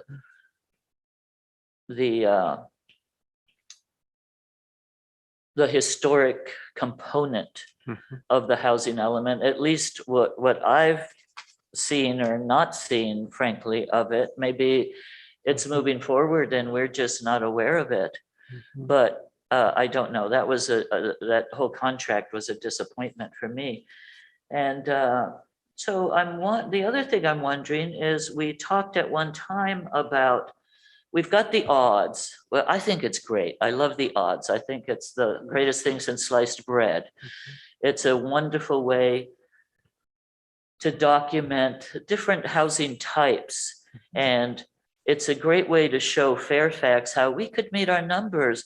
We don't have to do, people are saying, oh, town council, planning commission, they want to build 10-story apartment buildings right in the center of town. Who in their right mind would even think of that? But so my question is, we've got the odds, which are great. We've got the safety element. We have SB9 seems to be moving along. We got the duplex thing going. We got the ADUs, JADUs. I don't think we should mix the waters with Airbnb at this time. I think we should focus on, our focus is duplex units, ADUs, JADUs, to meet our RENA numbers. Airbnb ain't going to give us no RENA numbers. It's going to give us nothing but headaches. Rental regs, okay, that may be necessary. But so back to my question is, how then, we never had that discussion on how it is we're going to incorporate the odds with the safety element, with the new objectives and policies of the housing element, that we never had a chance to get back to finalize and review some of our initial comments on improvements and changes we could make. And then will that be all one document, just thrown all together into one housing element? You don't have to answer. No, I'm I'd just kind of like to, if I could, just a brief comment. I kind of looking at some of the feedback I got from all of you in terms of who could attend these next couple of meetings, the one on August 31st and one on September 28th. I'm not sure that you're going to be able to actually attend the one on August 31st, Chair. I understand that. However, at that meeting, the idea really is that they are going to come back and they're going to have quite a, nice presentation, I think, in terms of the odds and the sites and the zoning. And really, there'll be a fairly detailed presentation. And as I mentioned in the email I sent to all of you, we will be getting information to you in advance of that meeting, so you can look that over, including you, Chair. You'll receive that information as well in advance of that meeting. But that meeting on the 31st will be an opportunity to kind of see, in terms of past comments and past work, where is it and how is it coming together? So I think that will be a valuable meeting for all of you. And then the September 28th meeting, whatever feedback they get on the 31st, August 31st. So as you can share, provide feedback, even, based on the information you receive in advance would be helpful, because then the ideas on the 28th, they would be looking for basically, we've heard you, we've modified. Are you ready to kind of recommend this forward to the town council? So as far as getting information ahead of time, because I know a lot of commissioners had asked for that because it's a lot of information Right. to take in. It seems like, and I just wanted to get clarification on that we're going to get the information just like we would get anything for an upcoming meeting. So, Right. for example, for tonight's meeting, the packet's available to us on the Friday beforehand. Mm-hmm. So I'm assuming that we're going to be in the same kind of a timeline and not get any of this information any sooner than we would for a normal meeting. Is that correct? You're right. I mean, it's the 25th right now, right? I did talk to Andy, who you're all familiar with, I'm sure. And we talked about the information for the 31st. He's assembling that right now. And he was going to try to get that to me tomorrow for review, my review, staff review. So he is working on that packet, that advanced packet. But practically, that would probably be the first of next week. So even less time to look at this than we would for normal planning commission meetings. Right. I was hoping to get it today. In any case, but I know they're busy. I will, as soon as we can get it to you, we will get it to you. And they are working on it. And the intent was to get a draft to me today. They're close. I should receive it tomorrow. Yes, send us the draft. Don't make it perfect. Send us the draft. Okay. As soon as I can, I will. In any case, things are coming together. I mean, I think the good news is, you had a pause here. You had a transition, and things slowed. And what I'm seeing is, the consultant team is back on track. A lot of things are coming my way. I mean, the notice of preparation packet came. We reviewed that with the attorney. That should go out tomorrow to start that 30-day review period. We're working on, reviewing policies and programs. We're going to have those 2 special meetings. So we've been doing a lot of preparation for the September 10th meeting. So I'm going to make an assumption because I wasn't here. While there was a pause, my sense is all of a sudden, things are back on track and things are moving. The thing that's challenging at this point, obviously, is that with that pause, I'll call it a pause, and all the work that still needs to be done, it's going to be a Herculean challenge to get it done within the prescribed time frame, just to be candid. You're a brave man to even be sitting here. Anyway, we'll get it out as soon as we can in terms of the information for the 31st. Anything else? If no one else has questions on the housing element process, I have another question. Sure. Do you have an update on Marinda Heights? Or a status of where it is now? A status of where it is now is that I'm going to handle this carefully. I think it's under attorney review at this point. And in terms of where we go with that application, there's been, as no work on that application for an extended period of time. And I thought it was on the market. well, in terms of the application itself, though, in terms of the submitted application to move forward. So we actually sent information to our town attorney's office today on that particular project for review. So it's in discussion. there's been no activity on the application for an extended period of time. So in terms of the prior application, that's its status is in question. I'll say it that way. And is it our municipal attorney who's handling all the housing element Yes, legal review? that office is. So as you know, that the town attorney works with a firm, and there are individuals within that office that assist her. So for example, on the notice of preparation, there's a CEQA I'll say a CEQA expert, she is, who I've been working with in terms of reviewing the notice of preparation materials, and she will, an associate of Janet Colson's will be working with us in terms of reviewing all the CEQA materials going forward. So it's a team effort. Janet's the lead, obviously, but she has other attorneys, other associates that have specialties that assist us.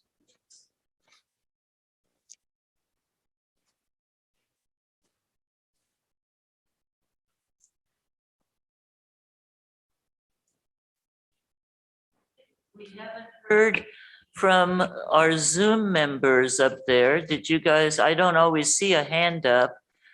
Did you guys have any comments or questions to add?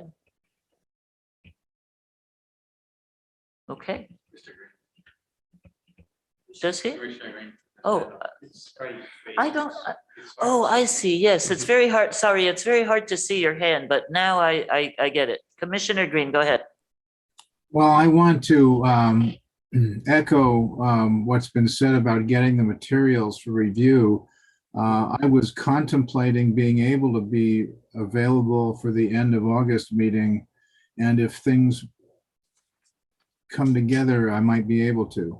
Okay. But there's so much. There's just hundreds of pages I've seen, hundreds of pages of stuff. And the PowerPoint that's going to be presented, the sooner you can get that material, the better. Okay. And it's already almost too late to really make sense of it. If you want feedback, and if you want intelligent feedback, obviously, and that's the only comment I have to make is this consultant that is being paid should really meet our time needs to earn their worth. And that's how when I hire experts, they're going to have to produce on a time frame that's I need, and this is not what we have here. That's all my comment. Thank you. I'm looking forward to a motion to adjourn.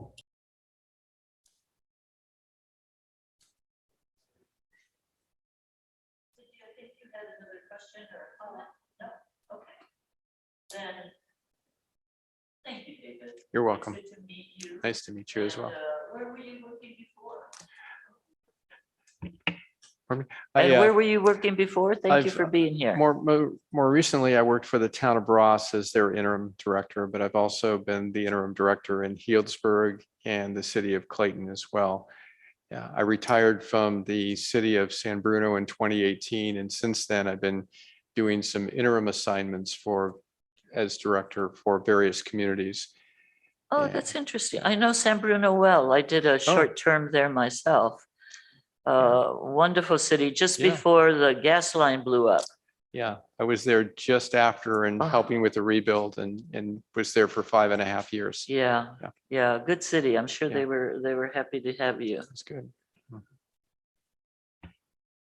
Well, we look forward to getting the materials and providing feedback as best we can. Okay, thank you. I'll make a motion to adjourn. Awesome. I'll second. Good. Two of us. Jensen, I'll call the roll. Okay, let's see. Green, Aye. Kelly, Aye. Jansen, Oh, aye. There you go. Newton, Aye. Swift, Aye. Chair Fregoso. aye. We are adjourned. Thank you, staff. Thank you, Tamala.